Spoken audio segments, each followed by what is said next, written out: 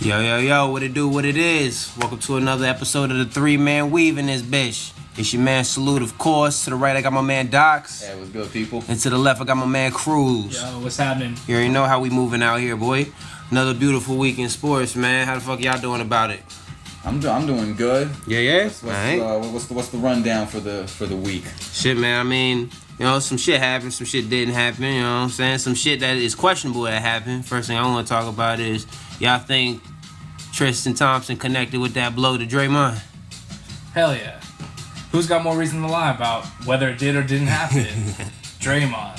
So yeah, of course he can come out and defend himself, say it didn't, but come on. Tristan was still salty after the finals, after the last four after finals. That foul. Yeah, especially after this last one. And well, that game one foul. One. Was it game one or game two foul when he fouled him at late in the game? It was one of those two. I don't remember specifically, but yeah, he was still salty. He was sitting on that.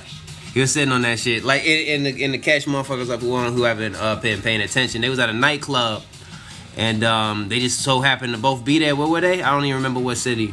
Man, wait, no, I don't know. I don't remember. I think probably L.A. Okay, so they was functioning out there. It wouldn't surprise me if they was in L.A. We gonna put it to Cali. So they was in Cali, cooling it, and then Tristan came up, hit him with a smooth one. Some say it's a sucker punch. Some say he caught him off guard. You just saw him in the club and it was just on site? On site, on some thug life shit. That man had some issues with his day. You can't do that the NBA. Yeah, I know. That's not the way you're supposed to be moving as an NBA player with other NBA players. And what's amazing is I haven't seen any video. Court disputes. Is there video? I haven't seen any video. No, there's no video evidence. In this day and age, it's like the Jay-Z fucking DMX battle that no one ever seen at the pool hall. Like, niggas has never seen it, but it's speculation. Most of these NBA dudes that are going to these clubs, I mean, they're valuing their privacy and stuff, so I'm sure they go to, I'm sure the type of clubs they go to that are getting NBA players there and stuff know to, keep things rather discreet.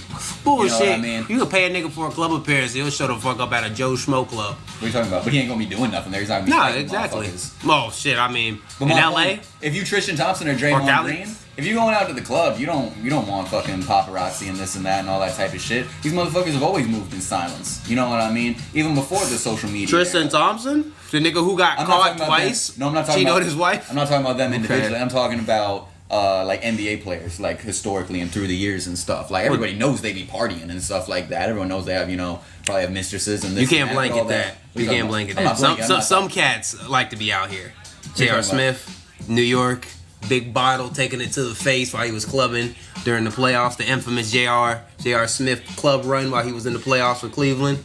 You remember he had a big ass bottle to the face while he was at the club? I thought he was in New York when. Was he? He was in New York. I'm pretty sure when he was doing that. I thought he was in Cleveland and they won, and that's why he had his shirt off during that. And that's why he won. When he won, he kept his shirt off. I feel like that was a long time ago. I feel like that picture of JR with the bottle's been circulating for a long time. When was that? Are you talking about when he had the bottle, when he was partying? Yeah. So right after we won the finals, he didn't wear a shirt for like a month. All right, so before that though, we're gonna rewind back when he was in the playoffs and he was going to the club. I think Bottle JR was Nick JR. Yeah, I honestly want to say it was Nick JR too. I'm not doubting he was doing the same shit in Cleveland, but I think the big incident that we're thinking of was when he was still in New York. I just say some niggas out here be moving a little bit louder than some. I won't say they all move discreetly. Some of them like to be seen, and some of them just get caught getting seen. Like Tristan got caught. But trust me, these fucking types of clubs they're going to and stuff like that, the clubs that they choose to frequent, that they're not being paid to be at and stuff like that have two NBA players that happen to be there on the same night, they know the drill. You know what I mean? Like if something goes down there, I'm sure they're quick to, get a fuck. I mean, a lot of clubs they go to that night. Exactly, unless the police like really get involved type shit. But if it's just like a scuffle between NBA players, you're not getting no police involved in that shit. You know what I mean? And I mean, a lot of there are clubs that you can't fucking bring cell phones and smartphones into and shit like that for that exact reason. And those are the type of clubs these fucking. Because if you could, you'd see these motherfuckers on Snapchat and stuff every single night. Because you know what motherfuckers would do if they were out in the club and all of a sudden there's fucking 6'8" Draymond Green out there on the dance floor. First thing everyone would do would be like, oh shit, I'm in the club with Draymond Green, and fucking put it on their Snap. And you'd be seeing this on. There's like 250 people in the club. Everybody's gonna have that shit, and that shit would be perpetual. You know what I mean? You would always be seeing these motherfuckers. So the fact that you don't stop coming too. Yeah, exactly. So the fact that you don't see these motherfuckers, the fact that it's just like instances of people getting caught, and that it's not a constant everyday thing, it's because these motherfuckers are going to no smartphone fucking nightclubs and fucking can get that security tape stashed in a separate room and stuff like that. You know what I mean? For that sort of stuff. I don't know exactly how he got caught with I saw the footage of him getting caught with the girls and stuff like that, but I don't know how that exactly happened because usually people like that, athletes like that, have entire teams in place to take care of shit like that. I'm surprised that got through. Regardless if it's true or not, I hope we never even find out and it just stays true so that the Cleveland fans do actually indeed throw a parade. I don't know if you guys have heard, but that's being organized. And I'm excited. I actually want to see win. Yeah. Not the organization. No. Yeah. Fans. The Cleveland fans are planning a parade because Tristan Thompson allegedly, and we're hoping, did actually punch Draymond. I tread softly on that shit, though, man. Y'all motherfuckers will jinx yourself in a heartbeat. I tread softly. What about claiming the victory? Yeah, about just like throwing a parade for that. Oh, because something might come out and like just jinx the shit out of whatever the fuck's going on with that, and they'd be like, "Oh, Tristan Thompson's fucking, he's banned, and you still got to pay him all that money that you had to pay him." You might be right. Honestly, I mean, we got way hype about coming back from the 3-1 deficit with the Cavs, and then we're throwing that in the face of. Maybe not me personally. I'm not going to speak for all Cavs fans, but I could say enough I saw online and were talked about where we were throwing that into people's faces, especially Warriors fans, like, you guys blew a 3-1 lead, blah, blah, blah. Sure enough, Indians blow a 3-1 lead in the World Series that very same year. So, karma's a bitch, and you might be right. Never mind, guys. Just call it off, Let's not push our luck. Cleveland is the place where that would happen if anywhere else, man. Speaking of which... Did you guys hear what David Griffin, our former GM, said about what we had lined up before LeBron announced his comeback? No. Who was it? It was he had Kyrie Irving had gotten Channing Frye, Trevor Ariza, and Gordon Hayward to commit to coming to Cleveland until LeBron announced he was coming back in 2014. Do they get a championship with that lineup? When he said he was coming back, hold on. Miami. So I don't know. That's an interesting question. So when he said he would, if he would have stayed in Miami, they would have got Gordon. Come to Cleveland. Yeah, they would have got Gordon Hayward, Channing Frye, and Trevor Ariza. No, they're not winning a championship, but they're going to the Eastern Conference Finals. So I mean, they got a championship with LeBron. So are they going to the finals? No, they're not beating Miami. If they stay in Miami, he's not beating Miami. Well, what if he doesn't go to Miami? And where else would he have gone? That's what L.A., New York. Well, that was going to be the next thing. And if he goes to L.A., he's winning because he's got Kobe. Him and Kobe, you're not losing. You're just not losing. Kobe's going to make that shit work. It doesn't matter if LeBron wants it to work. Kobe's going to make that shit work because Kobe wants to win. Kobe don't give a fuck. At the end of the day, Kobe don't give a fuck if he's winning. To be honest. That's why he was pissed at Shaq because Shaq just didn't work out. Like he doesn't work hard. LeBron works fucking extra hard. Where else would be feasible in 2014? So I don't know. I mean, it was a decent team, but I don't think anyone should. Eastern Conference Finals though. I don't think anyone should be salty in hindsight. You know what I mean? I mean, how long was It's interesting though. It's interesting. Yeah, I think. Maybe they would have stayed long term. Yeah. I mean, maybe, but I mean, sure, Gordon Hayward's still out here like a motherfucker. Kyrie's still out here. I mean, Channing Frye, is he even in the league? Yeah, he signed back with us. He was with LA last year with the Lakers. Now he's back with us this year. Okay. Did he make a joke about that, Channing Frye? About what? Going back to Cleveland? Oh yeah, just about now that LeBron's gone. Yeah, you know what I'm saying. That shit was funny. Come back that shit was funny. Channing Frye's a cool dude. Man. Yeah, he ain't really been. Has he really been that effective since he left Phoenix though? He's a shooter. Playing 13 to 15 minutes a game. Well, he was a starter in Phoenix. Though. Right. Yeah. No. I mean, he's on the. And he was like good. He's that bench veteran. He's okay. No, he was pretty good. Yeah, he was good. He was a transcending power forward. Transcending is very. Besides Dirk, he was one of the few that really was taking outside for threes consistently. I'm telling you, transcending. The athleticism and then the 3-point shooting. He was one of the first. He was the modern. Yeah, he was. He was one of the first modern power forwards. He was like a poor man Cat kind of, wasn't he? Honestly, I think at this point, I feel like they were in his prime and what Cat's been is his best about equal. I don't. Really? Channing Frye's not yoking on nobody. Channing Frye is shooting.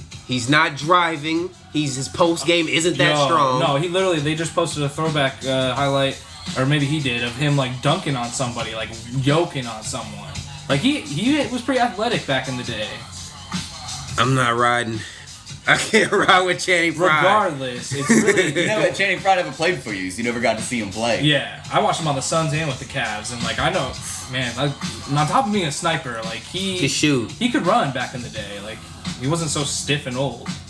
Oh yeah, no, he had no problem getting up and down the court. He wasn't like Amari Stoudemire, Dwight Howard like type athletic, but I mean, right. He wasn't. He was out there getting blocks. He was out there, keeping up. He wasn't out there a lumbering big man at all. Yeah. He definitely, he had. I mean, he looked more, sure of himself moving around than Was he Dirk did. transcending? Transcending how? Transcending what, the position? Okay, maybe transcending was not the. Bro, I'm proper fucked up. You said I'm thinking Kevin Garnett. How about pioneering? Pioneering. Right. I would say ahead of. I can jump in the web and ride with that one. Okay. Ahead of his time. Yeah. That's pioneering. Transcending. I was just like that niggas was wearing Channing Frye jerseys in the rack, like practicing. Like I'm gonna be like that nigga when I grow up. I can't ride with that. Transcending the culture. Nah, but I meant more or less like in more of the eyes of like front offices, like in coaches seeing that stretch forward does work. Because he was making it work, and Phoenix was showing that is the future of the game, basically. Yeah. Because they've always been in touch with the future. If you were in Phoenix during that time, I can agree with he definitely helped the position grow to that. But I mean, regardless, the main pieces of that would be probably keeping Kyrie, Gordon Hayward, obviously being a second tier, in my opinion, superstar. We agreed on that. We all agreed he was a star, not a superstar. And then Trevor Ariza, obviously being a really great contributor on good teams consistently. He's a B. Like we were doing the grades again, he's a B. And around this time, Trevor Ariza was pretty highly valued, I believe. He came off the Laker years though. The Laker years, he was strong, but he wasn't. He went to DC after the Lakers though, and then that's where he really started. He became like a star there. He played like a season or two in DC, and he was their go-to guy. I don't remember why I was go-to. I believe so. I don't think John Wall was popping like that at the time. I don't know if they had Bradley Beal yet. This was a few years ago. Did they have Gilbert? Wasn't Gilbert out there? This was after. Post Agent Zero. Yeah. This is Deshaun Stevenson years? After that. We're talking like 2011. Yeah. We're talking like 2011, 2012. We're talking about like rookie John Wall. Like, do the John Wall days. Yeah, like maybe even Miami Heat LeBron. They wasn't. No. Oh yeah, for sure. Yeah, 2011. Yeah. But yeah, so like I mean, I think he was averaging 20+ points a game. We would have been pretty good. I don't know. And I remember thinking, he'd been in the league for a minute. And I remember thinking, like when I started getting back into basketball around that time, I was like, damn, Trevor Ariza's like a star now.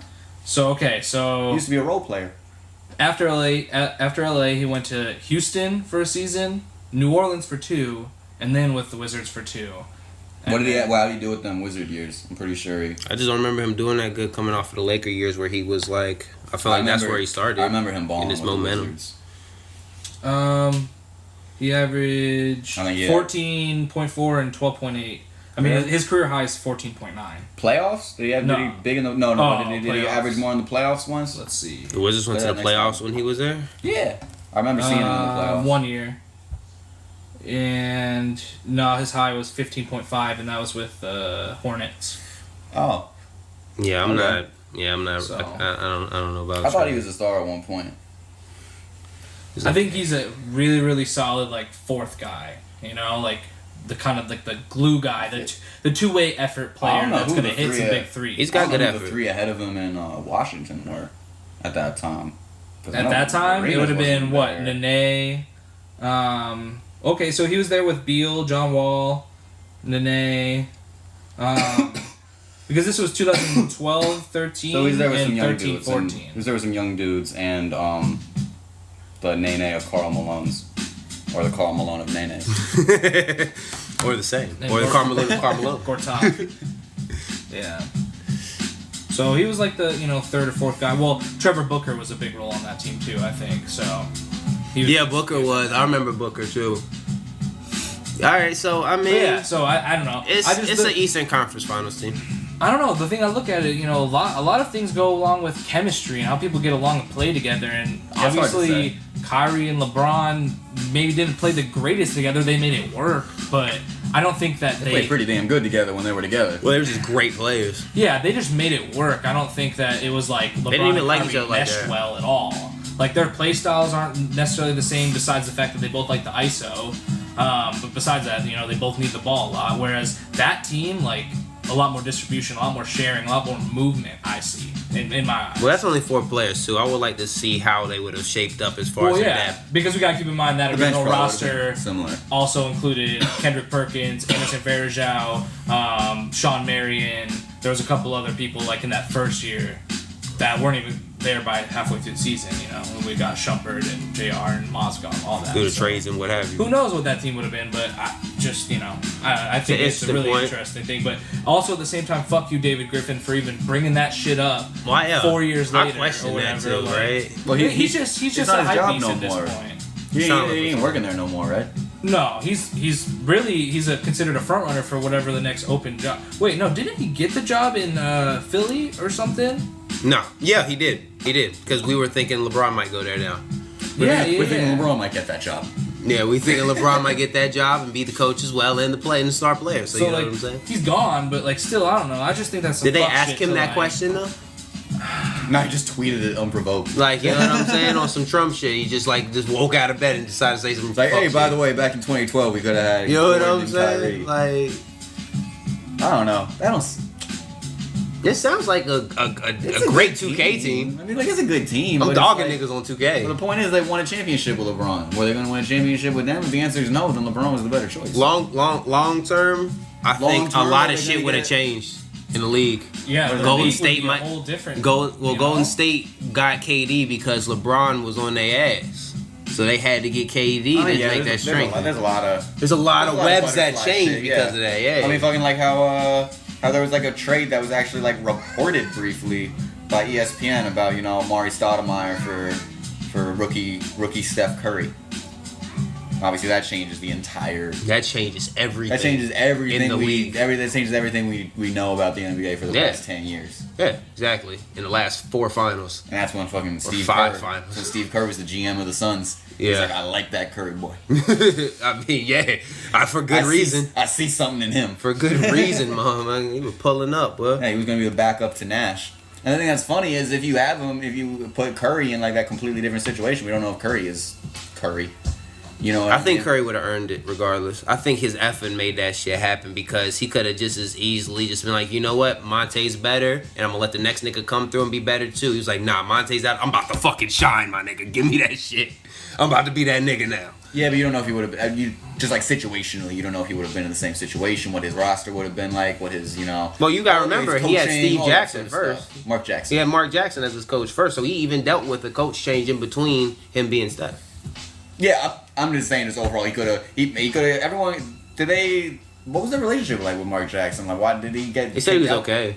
Yeah. Well, he got fired, and niggas were questioning it because they went to. They went to the finals like the year before. Or something like that. I think they went to the Western. I think maybe. Yeah. Yeah, they went to the West. Yeah, and they lost to the Spurs. Probably. Yeah. I think so. Cause that was one. Some shit like that. Yeah. So I don't know. It's interesting seeing if you. There's a lot to be said about the situation you get drafted into. There's a lot to be said about that. Yeah, absolutely. You know what I mean? That's why people are so big. A great example of that is look at fucking Tyreek Evans. You know what I mean? The rookie of the year, who's like. It'd have been great if he didn't go to Sacramento. He would have been great if he got to play the position he's meant to play. That's why I say if he wouldn't have been in Sacramento, he would have been that guy. So that's what I'm saying. A lot of time it don't come down to necessarily. But even he was still playing small forward like at the next spot he went to.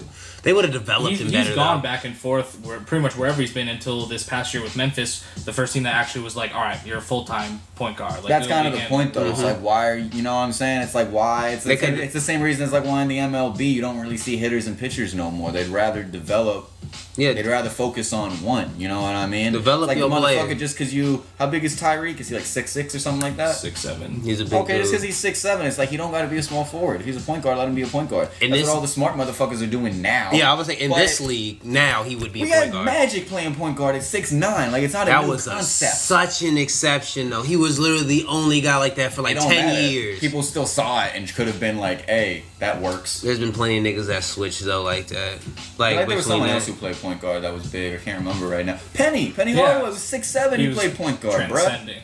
That's what I'm saying. Like the idea of big point guards is like. We're naming yeah, one a it's decade. That's why I said 10 years. The point is, people should realize it can work. There's no reason to like not do it. If the guy seems like he should be a point guard, just let him be a point guard. Obviously, to me, that's just I don't know. That seems like some real Sacramento Kings shit. The league, it is. I agree Memphis with. kind of was doing the same he thing was with for New Orleans, Or too. New Orleans, too. They were doing the same thing with him. Well, New there. Orleans It's wasn't like- a successful franchise at that point either, though. And wasn't he with That was another before team? Gentry? Indiana Yeah. or something? Who was he with last year?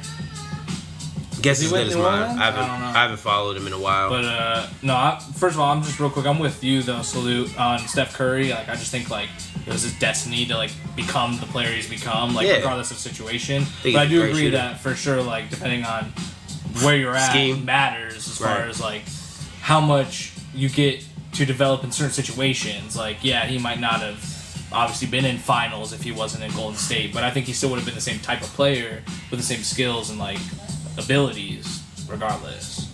I see. I watched a pretty interesting I do. video I think once so, on too. like a kind of what if about that sort of thing.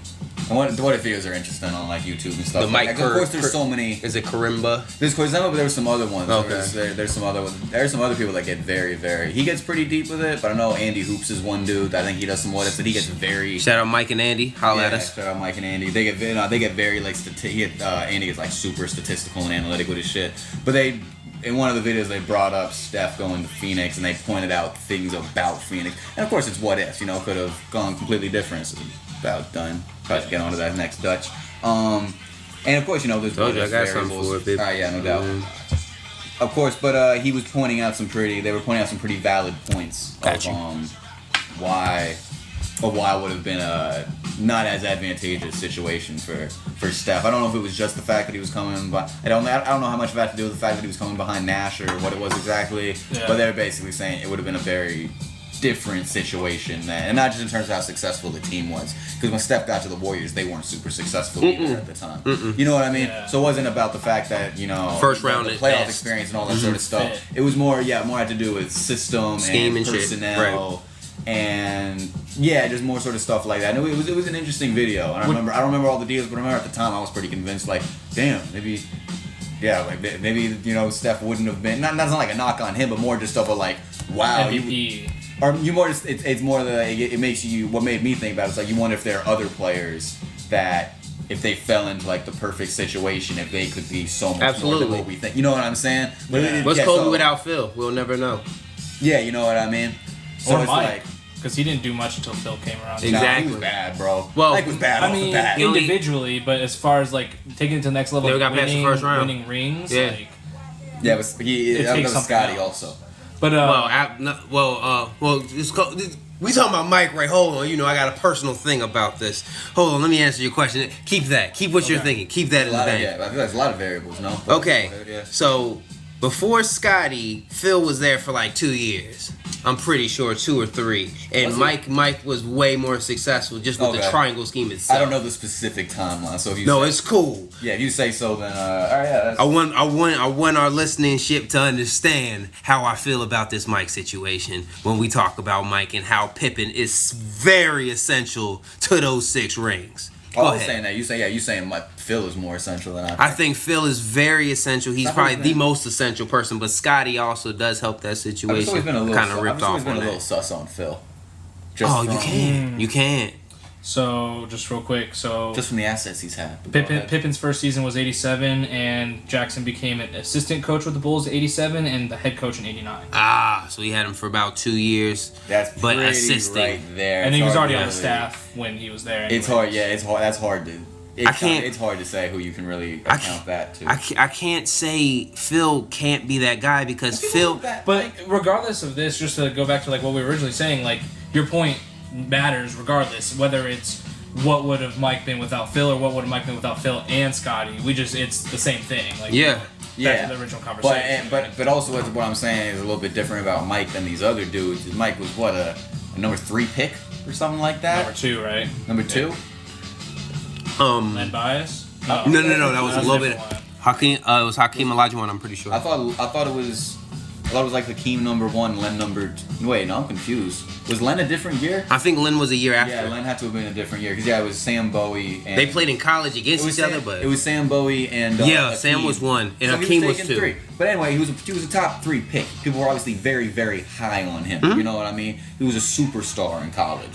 You know what I mean? Steph Curry was neither of those things. Whoa, he was a superstar. Yeah, he was the Trae Young before Trae Young. Like, he made a small school Davidson relevant. I mean, what? So he was a college superstar? Yeah, like, Why would you take him with like the 15th pick then? I don't know, but he because definitely. people didn't trust his size and his lack of athleticism. Oh yeah, they did talk about his athletic. Bro, he led Davidson to some crazy games in the tournament. Yeah, Davidson in the tournament, like alone, like that gets enough respect. And then he was averaging, I want to say 30 like, damn near. Yeah, in the tournament, going off. And he had the range back then too, so like he was making impressive shots before people really were used to seeing. He didn't make a loud entrance into the league, did he?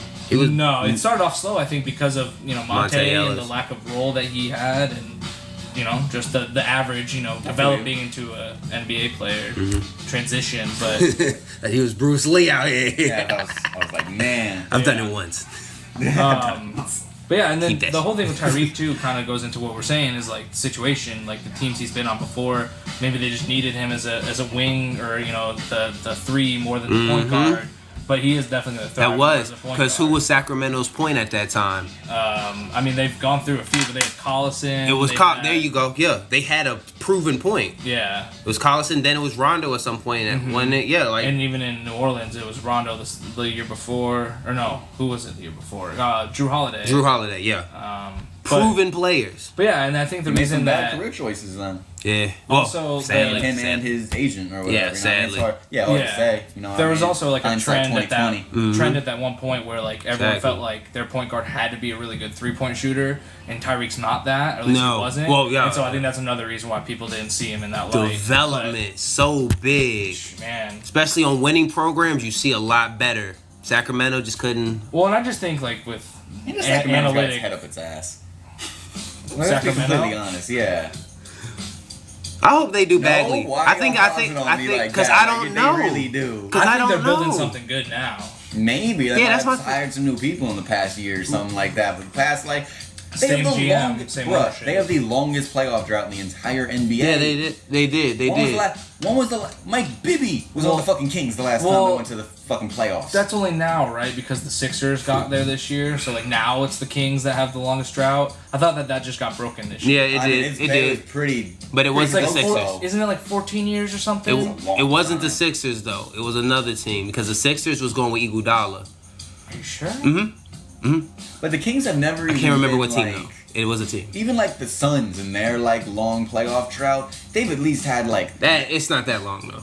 The Kings have been since Chris Webber and I was gonna say they've at least had like 9 seeds and stuff like that. Like the Kings have never even been like out of the bottom 10% of the league. Like the past like. It was somebody. Find the information booth. What? We need the information department. Yeah. My curiosity is killing me. Because it is not. Sacramento has not always been that way. They have not been the team that has held the longest drought. There was a team worse than them at one point. They're bad, but they weren't the most trash. But that's my thing is I agree with you in a sense of they haven't shown results as far as success wise. But also I feel like they just an idiot general manager. They got an idiot owner. Owners, they're brothers. Nah, it's mostly this one Indian dude. I thought it was brothers, the 2 brothers. No, they sold it a long time. I think it was after they sold it. That's when shit got crazy. Oh. They sold because they were there during the Weber years. They were there forever, bro. It was like till 03. There was talks about them going to Vegas. It was the Maloof brothers, I think was their name. Yeah, they were talking about going to Vegas. Maloof brothers, because they're involved. Minnesota. Sorry. Yeah, Minnesota. Yeah, Minnesota was trash for long. But Yeah, the Maloof brothers own the Kings, I'm pretty sure, and they were like big Vegas dudes. They like own casinos and shit like that, so they were gonna move them out to Vegas. I remember and shit that. Like that. I remember that. And then All-Star Weekend happened. That all fell apart. It was all a fucking catastrophe. And then after that, they're like, man, we don't even want this team no more. And they sold it to this Indian dude, I'm pretty sure. And this Indian dude's like, I know about basketball, but he don't know shit about basketball. First thing he said when he came there, he's like, all right, so I got this plan, guys. We're gonna leave one guy just at the bottom of the other team's hoop and play 4-on-5 defense. We're gonna cherry pick the shit out of this. Cherry pick. That's gonna be our strategy. That's what he came in there as the owner, being like, "This is what y'all are gonna do," and everyone was like, "No, fam." Like I guess he kind of came around on that. Because I don't think they ever actually implemented that. But that was like the first thing he did when he came in. He's like out here trying to fucking. It's just trying to shake shit up, and he really don't know about this. Just the cousin is more so. I don't want to say the Cousins era because it seems like it puts a complete blanket that it's DeMarcus Cousins' fault. But the Cousins era was hard for them to get any type of talent over there that was worth a shit either. Like aside from Tyreek Evans, who needed that development, Rondo had injuries. He didn't play well. Didn't they have Zach Randolph at a point? They did. He was out there smoking weed in the hood. That was just like last year or 2 years ago, I think. Yeah, that's true. Okay. He was. Yeah, that's when we got caught smoking the weed.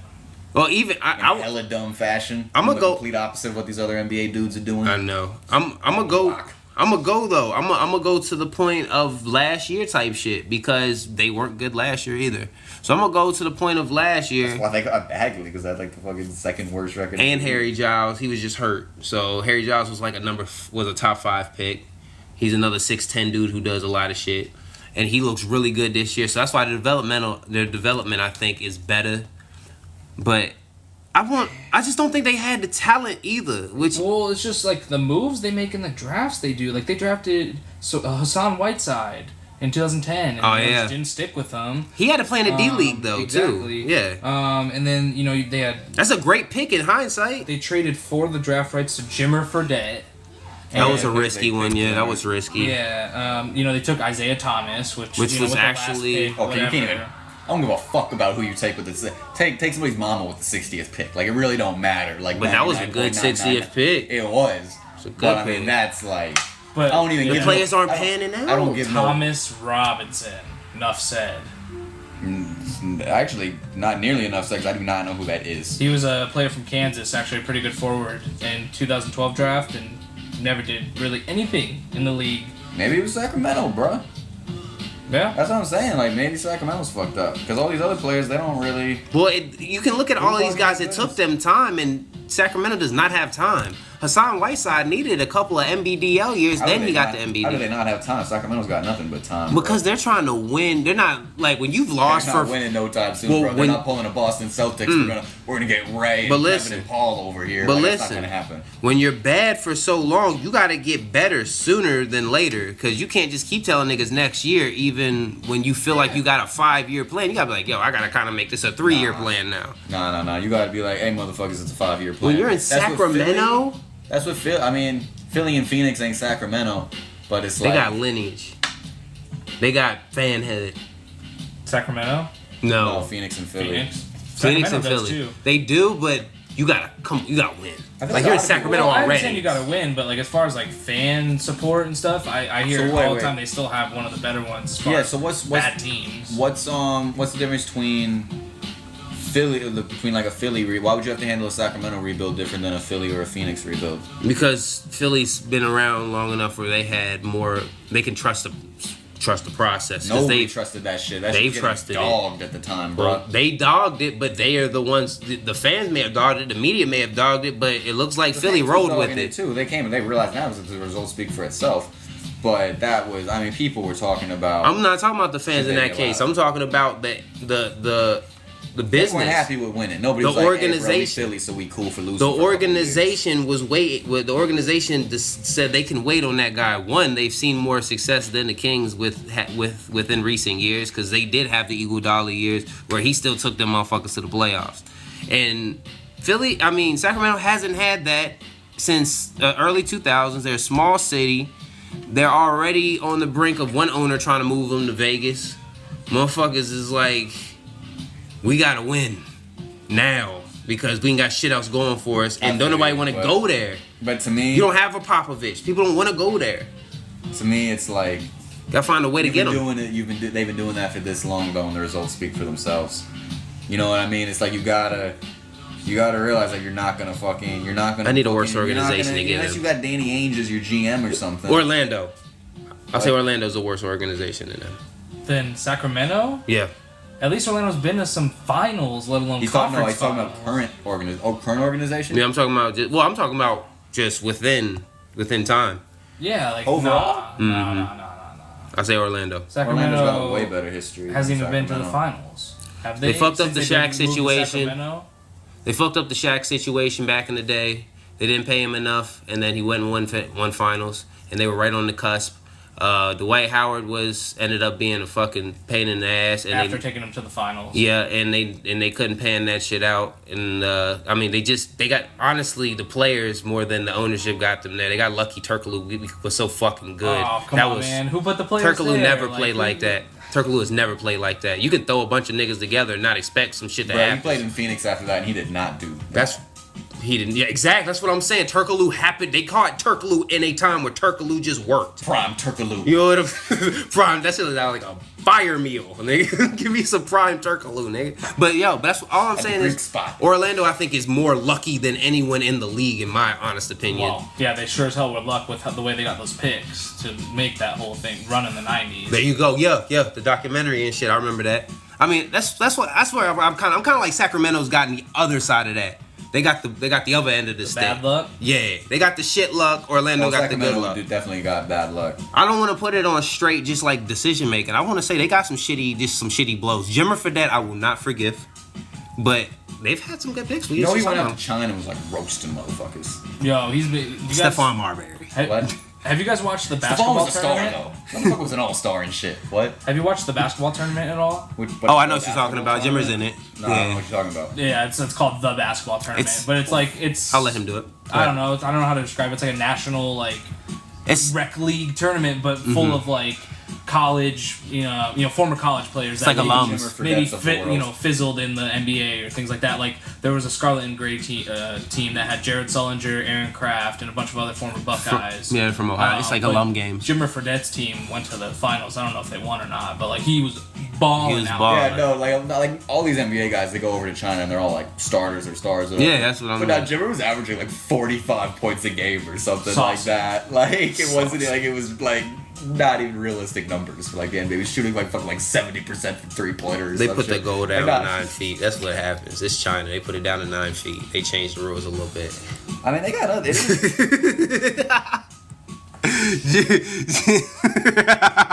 Jim, I'm just saying they changed the rules a little bit. You're shooting on tempo baskets your whole life and then knocking down a nine and all of a sudden you're like, hey, Jimmer's out there. Now. No, I don't fucking know. I gotta see Jimmer play. He wasn't NBA ready, but he was CBA ready as fuck, bro. Y'all think D-Wade's gonna do it? What? Go over to that Chinese team for $25 million? 3 years, 25. Why not? 25 a year. 25 for the whole shit. For the whole thing. For the whole thing. Yeah, 3 years, 25. He's still getting paid less than that in NBA now, though. Which is funny because, like, when the rumors started spurting, like, it was like the Chinese team's gonna give him the bag or whatever, you know, and then it was 3 years, $25 million. Well, to that too, they gave him a lifetime shoe deal over there too, so he did take that. So I think that's kind of like why they balanced it. The gap was great. Yeah. What's he gonna make in the NBA? What, like $5 million a year or something? He's probably gonna make if not just above the veteran minimum. That's what I was about to say, a little above the like $4 or $5 million a year. Yeah, I think something like that, or not even. I think it's like 1 or 2. Because he's a backup now. You're Dwayne Wade. You got all the money in the world. You're married to Gabrielle Union. That's what I say. say. You live in fucking Miami. Are you gonna take $10 million to go live in China for 3 years? Let me play devil's advocate. Okay, so I wouldn't want to go live in China. I'd rather stay in Miami. I already got. What about if you want to play the game though, and you want to play it competitively, and you want to have a big role, and maybe have that limelight again a little bit? That's a more compelling angle. Once you taste it, I'm saying, play a little devil's advocate. I'm gonna say that devil's advocate. That's just a different perspective. Yeah. Yeah, no, I feel you.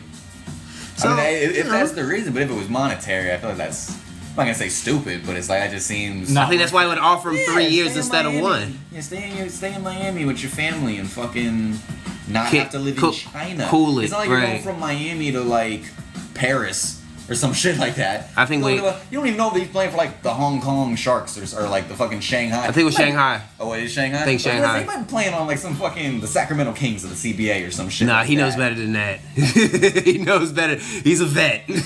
Hard-nosed vet.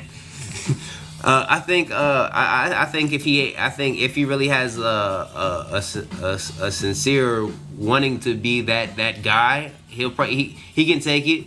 Ended up playing for them, and then coming back here during the off time. How long is the Chinese season? I mean, wait, coming back? Oh, just to live? You mean? Yeah, like I don't think Chinese seasons are as long as national basketball. NBA seasons are way longer than yeah, other league. Because I know Euro's like 30, 40 games. Yeah, which is weird. Yeah, it's like half. Weird to think of. You know what I'm saying? And China might be the same. So I mean, he might just as easily say fuck. I don't know what the fuck y'all niggas talking about. He just bounces out real quick. Supports the shoe deal as he's out there, which would be a brilliant marketing scheme.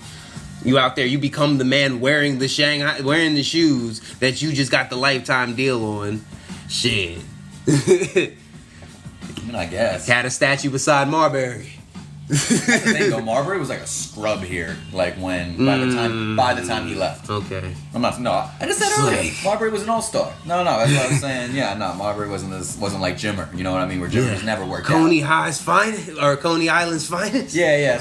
So that's what I was saying. Like, yeah, Jimmer was unproven here, whereas like Stephon, everyone knew he was like an elite fucking. Oh yeah. He was probably another. The Marbury crossover. Come on. Yeah, Marbury was probably another one of the players that we were talking about. Marbury was on video game covers and shit. You know like what that. I'm saying? Fucking midway Grapplers. Yeah. Jay-Z got plenty of them. But, was he really though? Like Marbury? Yeah, he was pretty balling. No. Sorry, were you saying like by the end of his time here before he went to China? He was washed. He was washed? Considered to be washed. I think he was washed. He was being benched. Like he had all sorts of issues with D'Antoni. He wasn't even getting played in garbage time. I remember that was a big deal. He fucking ended up. He ended up in like a dark place. Like fucking got Charles Marbury doing better. He was eating like. Remember he was eating shit on fucking his like. Started Twitter telling him live about stream? himself. He was like eating fucking deodorants or some weird shit. You're fucking kidding me? I'm not What? kidding you, bro. What? Dude, Stephon, he said he like almost like attempted suicide. Like Stephon was fucked up before he went to China. I didn't know the dark side of Stephon Marbury. Yeah, no, there's a big dark side to Stephon's Marbury. I didn't know this. End of his career in the NBA. Has this movie come out yet? Yeah, it came out like 2 years I ago. think he won like a Chinese Gotta watch Oscar. it. He won like a Chinese Oscar. I know, for I playing do too. himself. You remember that shit? They played himself. He He's played himself, like- and they gave him Best Actor. He's the man to those people, man, to that country, man. No, that's what I'm saying. So like Marbury going out there, that makes sense. But it's like if you that's what I'm saying. Marbury wasn't married to Gabrielle Union. He wasn't. I think he was going through it. He might have even been going through a divorce or something. Nah, at the he time. took a risk. Yeah. What? Who? So Marbury, he just took a shot. He was like, "Fuck it, I'm just gonna go to China and give it a shot." I mean, it's still a risk, Yeah, regardless. basically. So. Whereas like, but if you do you don't got to do that. He doesn't have to take Your that life risk. is- No, he's good. You But limping. just as easily as that, he's better than Stephon Marbury. Yeah. So he could just as easily If it's go a up there and competitive start thing. getting, yeah. Yeah, sure. I mean, He- Marbury's he- still over there playing in the CBA. Exactly. He's like 40 something. So he could be up there playing him in the championship. You know what I'm saying? 2 30 and 40-year-old niggas are the funny guys when running it. When they go to like, when they show that like ESPN special on Marbury and they show that he's like a statue there. That's wild. And that's really wild because that's not like we have statues of fucking like dudes who came up with chicken recipes and shit like that in America. You know what I mean? And we have statues for fucking everything. We have statues for mascots, for middle schools and shit like that. You don't have statues for shit in China except for the motherfucking emperors. I was about to say, The emperors and Stephon. and Stephon motherfucking Marbury. He's the only I'm pretty sure he's the only non-Chinese motherfucker to have a statue He in is. China. There's no question. Yeah, you don't even nobody have not to. from China. I dare you. You know, this past October he purchased the Beijing Lions of the China Arena Football League, So now he's owning shit over there. and he's one of only 5 equity. Americans to ever be granted a green card in China. He runs that shit, bro. Yo, how the fuck did he? Like, no one predicted Stephon Marbury. I think if Stephon Marbury from now was to go and tell Stephon Marbury from the Knicks, Oh. hey, bruh. 5th American basketball player. Those were like 2 things people wouldn't believe if they were like, hey, bruh, 2016, there's gonna be fucking Donald Trump is gonna become president. And you're gonna be on the statue. 42-year-old Stephon Marbury is gonna be a Chinese all-star winning the Chinese Academy Oscar Award Award winner. for playing himself and being the first non-Chinese person to have No. statues built there. Why? You're like, what kind of fucking comic book world are we You know living what in I'm fucking saying? 2016? That doesn't The make no. fuck outta Neither here. of those things make any sense, but that's reality. That's the world we Stranger live than in. fiction, man. Stranger than fiction. What was you saying, Cruz? I don't know. Oh. That's it. I don't think he was saying that. I thought he was about to jump in with something. I was like, hit me with some more. I thought he had another shot to it. All right, man. Fucking Stephon Marbury is the guy. So conclusion made. Speaking of the NBA, yeah, hit me with something. Did you guys see that they signed a deal with MGM as I did see their that. Speaking of the official Maloof brothers. gaming partner, aka their betting bookies, basically? Okay, so it's happening. Yeah, oh yeah. They got the money. Yeah, so they're getting the bag. It's inked. No, I'm talking about the leagues are now trying to dip their hand into that profit because they were trying to figure it out at one point. No, I was saying it's inked. Like the deal's done. Like, that one in particular. Yeah, the NBA one. Yeah. That's crazy, man. It's crazy. Because I mean, there was. So what do y'all think of that shit though? Well, because before there were laws against sports gambling. Yeah, I know. Before the NBA it opened up. Even, you know what I mean? Yeah, it opened up for everybody. Oh yeah, for sure. What do you think though? The fact that they now have Not too much. What's the percentage they getting out of this? That's a good question. What do you mean? What do we think of it? Like, what is there really to think about it? I think it can manipulate the game. We kind of talked about this before though, where it's like there ain't really. Like it's possible now with or without legal betting. I think for manipulation to happen. Yeah, it's kind of the thing. It's like you could just do that anyway. My thing is, why you trying to dip your hand in? And what about if you ain't getting the amount that you don't see fit? Then what are we looking at? What are you talking about? Don't get the amount you see fit. The amount you don't see fit. They just worked out a deal though, so they're getting the amount they see fit. What about if you see that and then you start seeing the number that's coming in? Like, you know what? I think maybe we should. So that's either that's in the contract or too bad. I mean, that's what you can say. That's how business. you feel. Yeah. That's business. This ain't like some street shit where you can just renege on shit. Like, this is fucking legal if you got the contracts. And these are both. This is fucking the NBA and MGM. These motherfuckers both got fucking A+ lawyers and shit like that. At the end of the day, it's gonna come down to the contract. Now it's written. These motherfuckers knew what they were doing when they put a deal together. That can just as easily be said that, but I'm gonna tell you right now, that's not how the world is fucking working. Motherfuckers out here doing what they gotta do because they see fit on shit. Dead ass. So wait here. So this is what Adam Silver said. We good? Okay, cool. Go ahead, bro. Adam Silver pointed out that the two sides did not over-negotiate the deal. Both the league and its gaming partner recognize that there will be more information to glean as bets are made. He said that we just realized there are certain areas we don't have enough information, frankly, to keep negotiating to the nth degree. Yeah, that's a thing. We're better off saying in terms of reasonableness and good fit. I know, right? I'm thinking that too. He just said, let's see how business begins to unfold. That's interesting. So they're basically they did leaving the it complete open. opposite of what I just said. Yeah. The complete opposite. That's what I'm saying. They don't work It's, all that shit out. They got uncharted that all territory done. here. And then now it's always like, nah, we're just kind of like, hey guys, it's like shake hands and see where it goes. You know what I'm saying? When money's would not involved, things change, bro. Things change, especially if they were actively. I think the NBA was one of the main ones. Like, hey man, Silver was all over that. Let's make sure we get some money out of this if we doing this shit because we're providing. What did they say? We're providing the asset. Yeah. It's like, all right. If you pulling that weight, let's see where your energy is if you ain't getting the bag you want. But even if they don't get it, what do they do? I mean, I don't know. Deal, but it's like, what does that So really? I'm questioning. It's like, How does it affect the league or the fans though? I guess we'll find out. Unless you like betting, I guess. But I mean, other than that, for a casual fan, I don't see how this really affects anything. I'm so excited for betting apps and just legal stuff. It's gonna be crazy. God, it's gonna be ridiculous. I'm just gonna be at the game make How all many free day. throws somebody makes at that trip to the line? Yup. Shit like that. You have like Live 20-1 betting. odds. The motherfucker's gonna miss them both. George Hill's is definitely a 1-50. People are gonna win 20 Crunch grand time. and lose 40 in the same $50 game. That's just gonna be some other fucking horse racing and shit. Yeah, for sure though. It's crazy because they are totally gonna start with that shit. The I've bet- already seen some stuff like that. Like, no, I don't know. I guess I don't know. It seemed like some weird gray area gambling type shit where you're like gambling for points or like some shit like that. But it's like, yeah, there was something on there was like some app where you can fucking bet on like it was on like every single play and shit like that. I think I actually remembered the name of the app, and I don't really feel like giving them that clout. They ain't paying I don't me. want to give him that clout. I feel you. Fuck that. Niggas ain't paying. You watching this? If you want to get paid, Yeah, you want to get paid. I see you sponsoring fucking Holla at me. Andy and Mike and them. You know what I'm I saying? mean? That's why I know about y'all, I'm pretty sure. Bear Woods Hollows. We smoking weed too, nigga. What's up? You know what I'm saying? Goddamn. I don't know, man. I think it'll be an interesting concept, man. This whole gambling shit is gonna be new. You gonna see how this works. The apps are definitely gonna be advertisements fucking everywhere. I already see what is it, Sports Kings? DraftKings. They shut that whole shit down though, but those ads were everywhere for a minute though. So everywhere. So, I mean, this is all what that we all say. that fantasy all that for money fantasy shit they shut down though. Did they? Yeah, so you don't see them DraftKings ads no more. Wait, what? Like I thought that. I still see ESPN does that shit. FanDuel or whatever. I thought That's what I'm ESPN saying. said They have weird new incarnations with those DraftKings fucking They commercials no longer where they have, you know, the nerds and the huge piles of money and shit like that. They have like those really like over the top commercials and shit. Yeah, they did. You would notice if you still saw those. That's why they in my head still. I'm like fucking DraftKings. Can you think of any new one?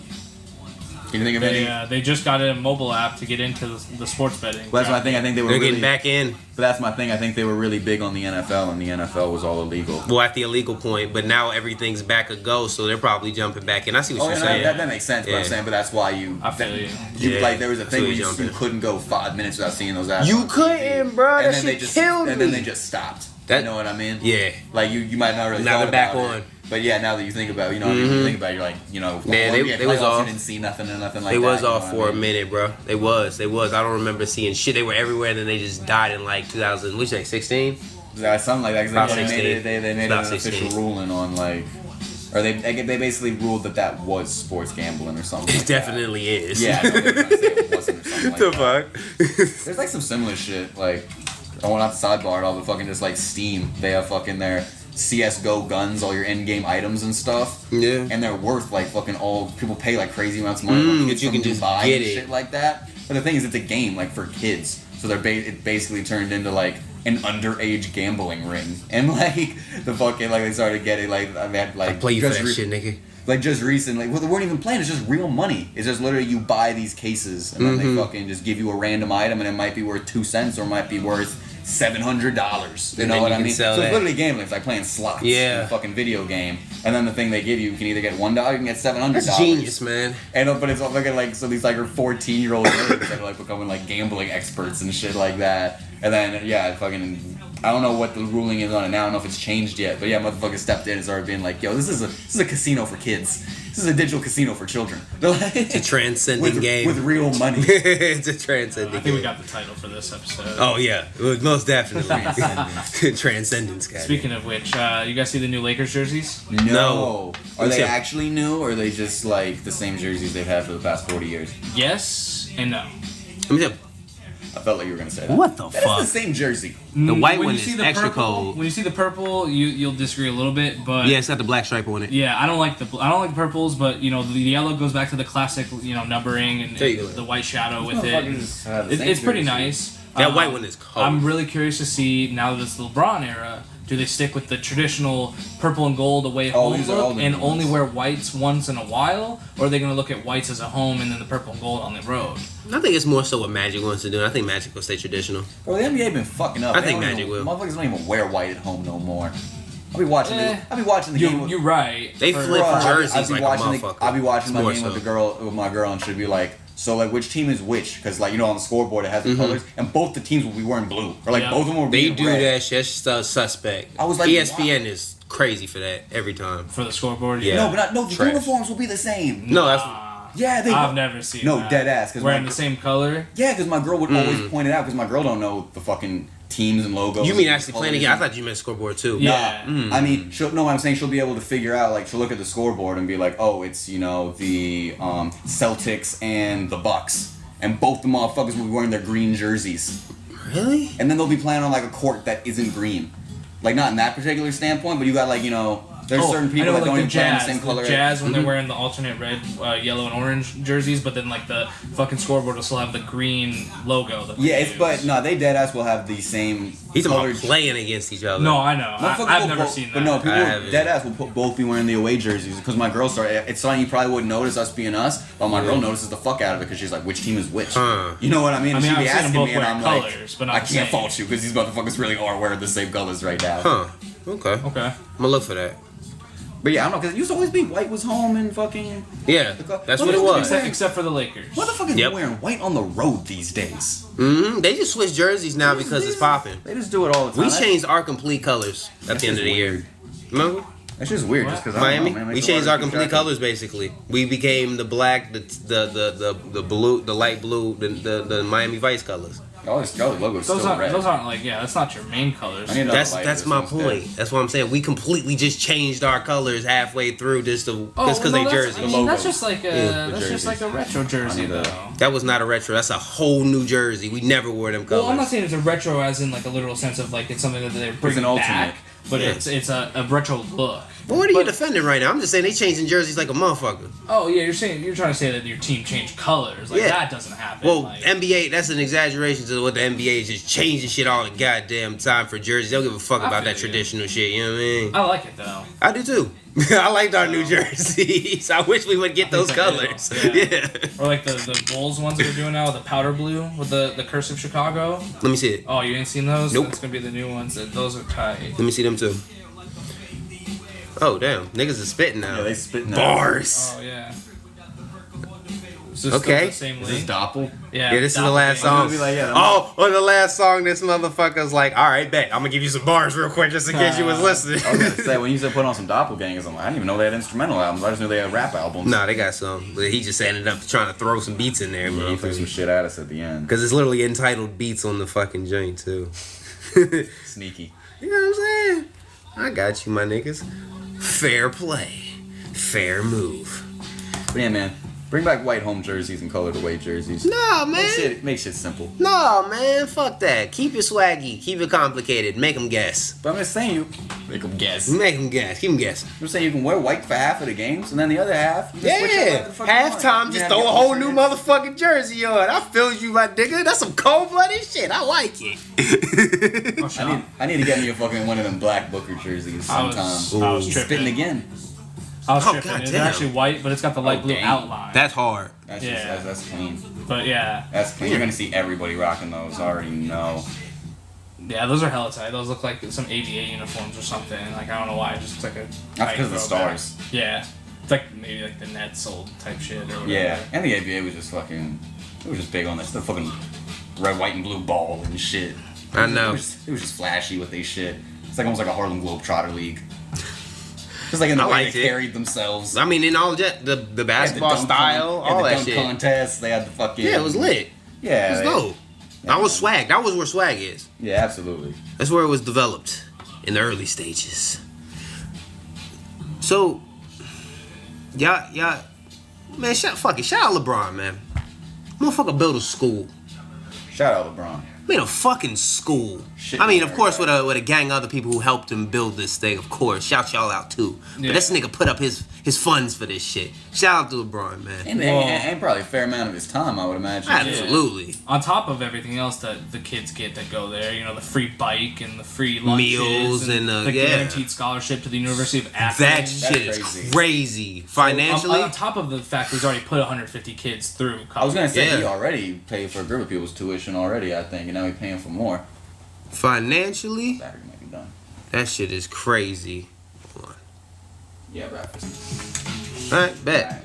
Oh. Yeah, man, but financially, man, LeBron fucking that's a crazy thing to do, to be able to fund these kids and be able to provide what he can for this school. But what type of, I'm sorry, I just want a clarification real quick. What sort of school is this exactly? Is this just a regular school? Akron? Oh no. You talking about his school? I don't The mean to dream say school? regular. I mean, I've seen the school. It's obviously not a regular school, but I mean, is it like they school? teach fucking math, English? Mhm. Like It's a public school that teaches all the regular all the state curriculum. It's a regular public school, just like the best version ever of it, basically. Yeah. It's his version of what public school should be. Well, I think I don't know the exact details, but isn't it like tailored towards like underadvantaged youth? It should be. I've heard that. So isn't it? So it is So like you just maybe live a in selection process. It's like I don't know. it's probably a Or- magnet school. or maybe It's it's like charter school that still has, you know, the curriculum to adhere to. He said it was State a public curriculum. school. Oh, is it public? Okay. Him I don't and know. the Rachel Nichols interview. I Okay. haven't watched the Rachel Nichols in Yeah. It's a good one. Y'all should watch that Oh, I'll shit. watch It's really good. But I mean, or it could just be in like maybe it's just in an underprivileged area, and if you are like in that Yeah, district, that you know might what be I it. mean? Because it's within 2 miles. There's not a bus. He's like, there's no transportation within 2 after 2 miles. Why they got bikes? Why Yeah. they got everyone bikes? Yeah, so it might be an underprivileged area as well. That That's makes sense. really small, 2 miles. I know. How many people even live if you within think 2 about miles? it. And somewhere like Akron, somewhere like, you know, There's not 2 New exits York off the City highway. or LA. Akron's, kind of like, I would say like Glendale. It's not that big. That's what I'm saying. How many people live within a 4-mile radius of Glendale?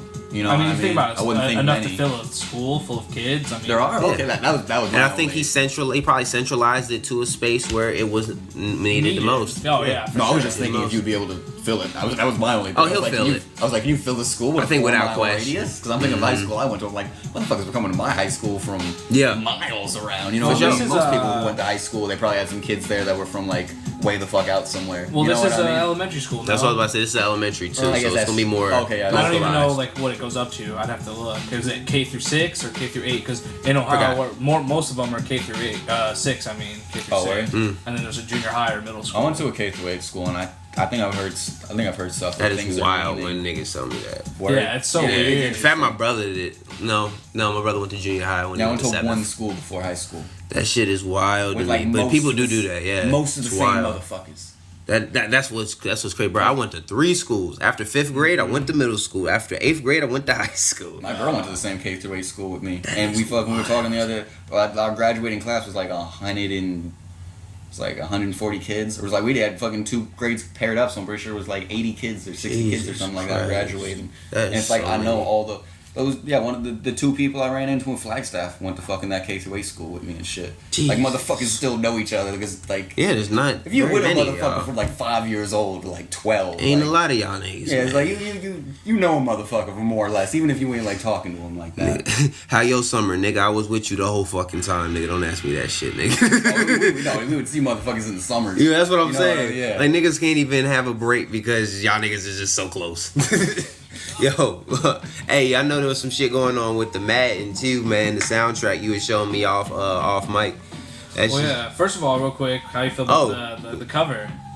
Oh, Your boy. I figured you was about to say that when you dropped that. Yeah, the how I feel. Let me think here. I gotta think about this. As I you're haven't wearing really the let it Steelers sit. shirt, the black and gold.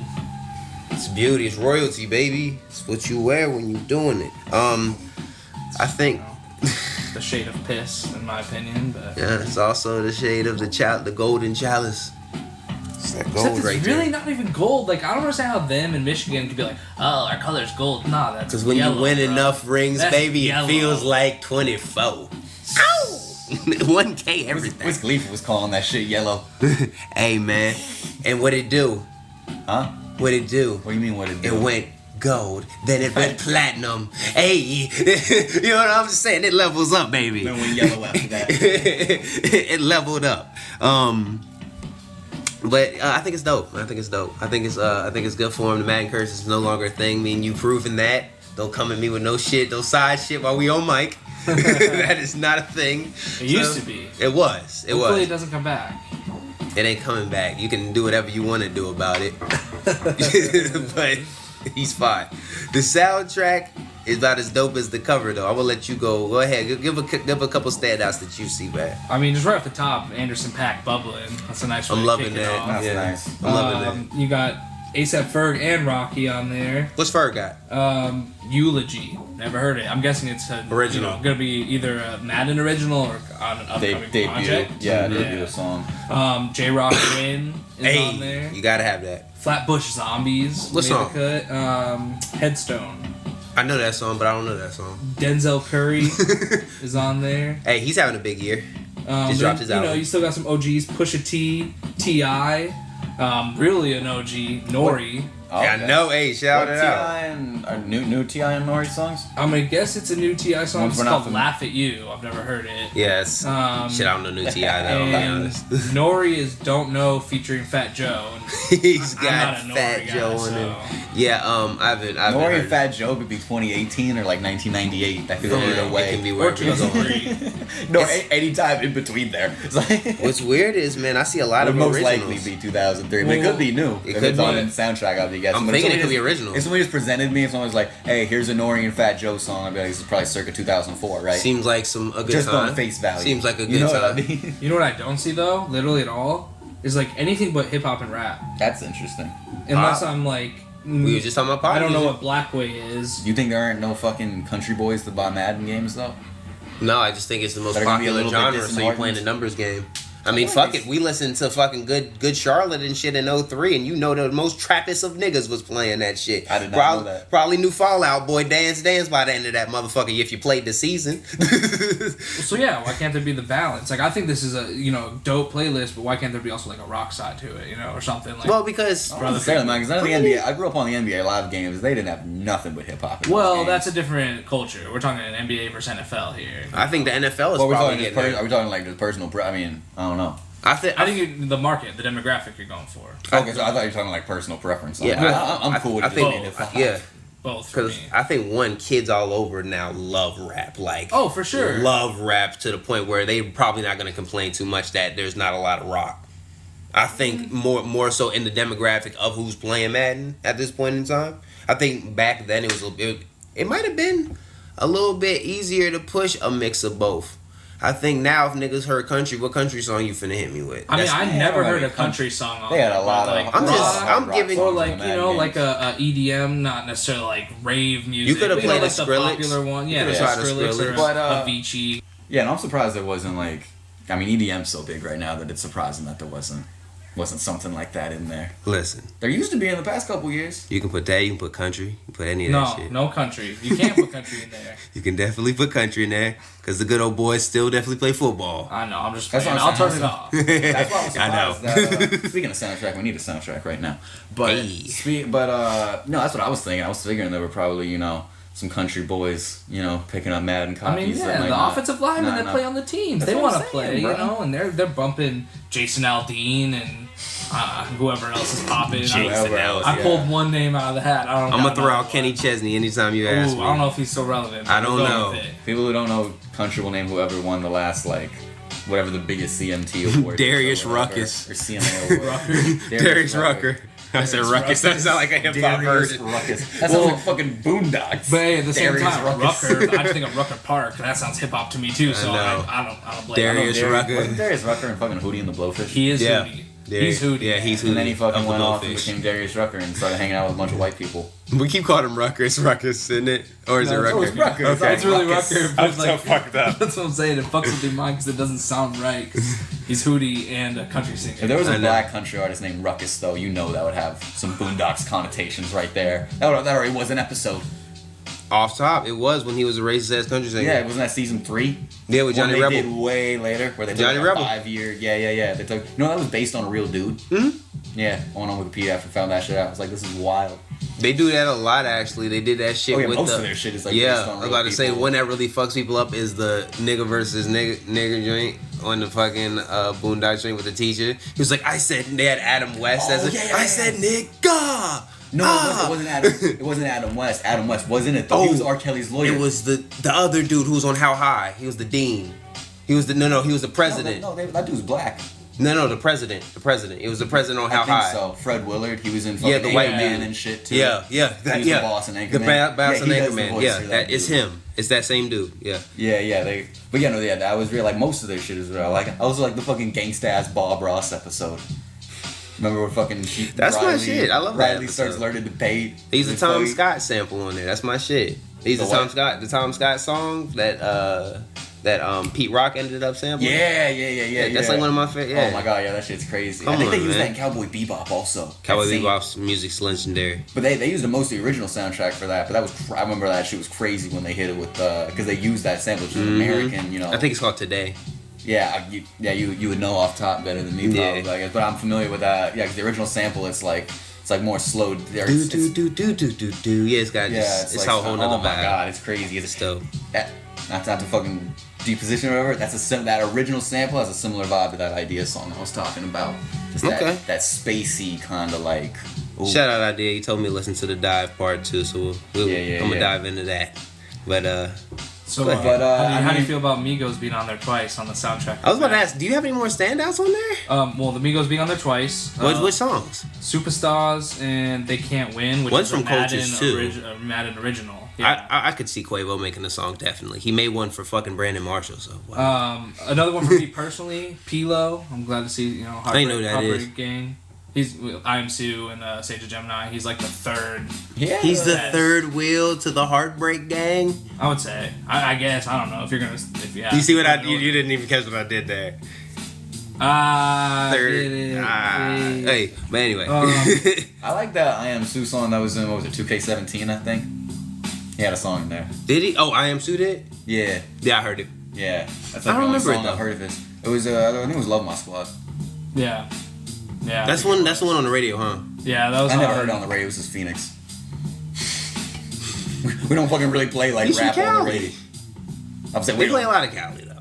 That's it was a little too rapidy rap for the Phoenix airwaves. for Did the you most part. hear it? I didn't. Yeah. I just heard it on. It was on the radio? I mean, I don't really listen to the radio that much, but I saw it on like the charts. So I'm sure it was on the radio. It was on the charts. I gotta hear it. I'm gonna listen to it all. Anyway, Yeah. I like that's the only song I know by that motherfucker, but it sounds good. It ain't the type. Yeah, we about really, jumped in the It ain't streams. really the Yeah. typical shit I listen to. What But you yeah. say? I said we about jumped in the streams in a minute. I was like, oh, we finna Oh get yeah, I don't know. completely It's like, derailed. no, we just leave it at there. But yeah, P-Lo, You can be the on, you Bay. can be on charts without radio. Pilo. You know me, I fuck with the Bay. You do. Burner's on there too. E40? Oh my God, Burn. No E40, but Lil Baby, Lil Skies. Yeah, I both seen on Lil there. Baby. Young Thug, Yo Gotti, YG. What's Thug got on there? Anybody featuring Nicki Minaj. No, So- they Yeah, I did- heard that. That's what if they had not country original. songs on the soundtrack, but it was country songs by Young Thug? Please. Remember? I'm glad they decided not to do that. Didn't he make a country album? Or was Easy it- breezy, beautiful Thugger girl. Yeah, that sounds about right. That's why I don't fuck with that, man. I don't. Anyways, Hey, man. Kamaya got her own, song with Schoolboy on there. Was she on like a freshman cover or something? She was, I think, wasn't Is she? she like Yeah. a heavy black chick? Yeah. She heavy, right? I'm gonna say I mean, she was she's on the on the cover. bigger side. I'm not gonna answer Yeah. your question, but she was on the cover. I'm I'm not not gonna trying to answer put her- your question. I'm not trying to put her on blast like that. Just a lot of the Little female lady. rappers these days. I just know her 'cause, have either the small or have the She's fucking like Lady of pinup Rage build. Yeah, it's like Okay, I'm familiar with her. Please, while you I just seen her. Yeah. I ain't never listened to her. I just saw her on the freshman cover. I'm like, who is she? And I didn't know like a few people on there though, But yeah, and then Yeah. just to round it off, like half of them honestly. T Grizzly, Post Oh, Malone, okay. Slim Jimmy, Hey, Cardi B, it's Jim. and then I don't know why I've heard some of these people. I've heard this name, but I don't know who it is. Nick Grant. I Yep, just- yep. Nick Grant from Atlanta. It don't seem like they have Hey, no underground people no more. is it '96? What No, song? Yeah, that's it's all kinda it's whack. all like people popping. What song from Nick Grant's not popping? What song? All in stride. Okay. I Yeah. don't know, man. That's Nick Grant's not too, popping. That's too bad. Cause I don't know. Yeah, as I realized we were saying, we were just looking at the 08 soundtrack from over 10 years ago now, and yeah, they had Brother Ali and Afu Ra I was and like gonna a whole say bunch of shit like that. You know what I mean? And yeah, to me as a kid, it's like all the video games we played growing up had like a lot of underground music for some reason. I don't know why. I think Do because you video think- games are still more taboo. What you say? Or do you think it's the fact that I'll give you mine. at that point, video games were getting new music out, and social media and SoundCloud and all that stuff have caught up and surpassed that. So now that we are already exposed to all the music that you would have heard on the video game way before that ever happened, No, because I you're don't- hearing it real time. I don't think so, because all these people you're talking about are like very. You only have so many top 40 artists at any given time, and all the people you mentioned are all top 40 like major label artists. There's no I don't think there's any independent artists on there. Flatbush. Is Flatbush is independent? Anderson I Paak? feel like Flatbush isn't on fucking Warner Brothers with Joey Badass and shit. I don't know, but I mean they would be the closest. I just heard that subtle Denzel shot. Curry. What? Subtle shot. What are you talking about? Joey he claims to be an independent artist. How? He's on Warner Brothers. It's like shot. Is it- That's not a shot. That's a statement of fact. You on Warner Brothers, bro. What about Denzel Curry? I know he just released an album, but isn't he still an I independent? think he's I wouldn't independent. consider him. Is he independent? I think don't know. I think Izzy Denzel's Mars? Is he independent. not signed to like Def Jam or some shit? Nah, fuck no.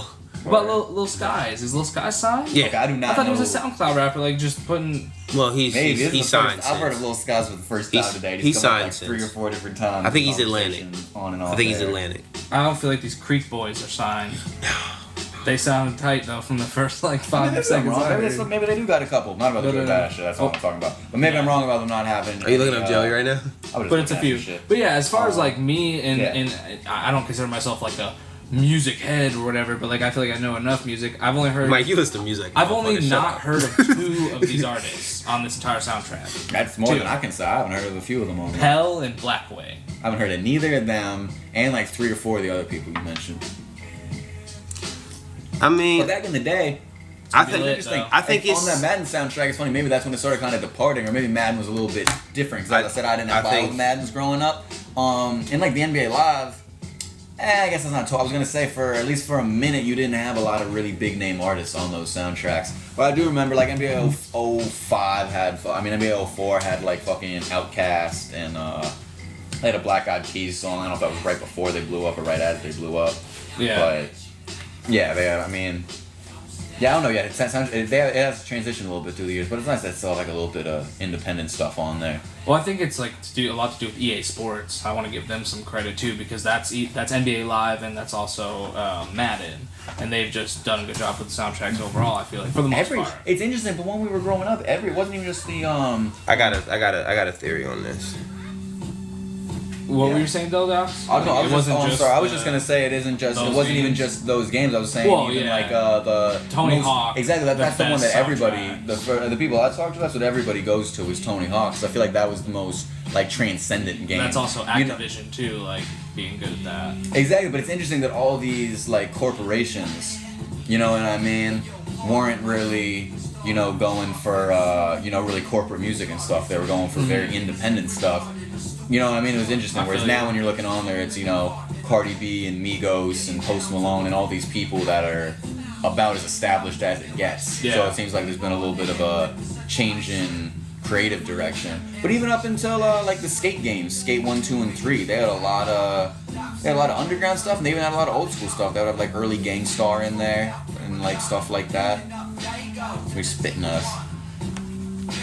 That's what like. But it seems like a good soundtrack overall. Obviously not gonna be my favorite personally, but it seems like it's I don't know. Seems like only person on honestly now that I'm thinking about it, the only person on there that I'm really no, I like T.I. and I like there was somebody else on there you mentioned other than Anderson .Paak. Was it J-Rock? Or was I like it J-Rock. J-Rock's cool. I don't like listen to him like Yo that, Gotti? but like he's cool. YG? I don't really listen to Yo Gotti or YG. Put those Pusha. Pusha, that's what it was. Yeah, I listened to Pusha. It was like two people you said back to back with each other. Yeah, that Pusha's dope. But yeah, I don't know, it's gonna be pretty nice. But yeah, again, I still think more options, more genres.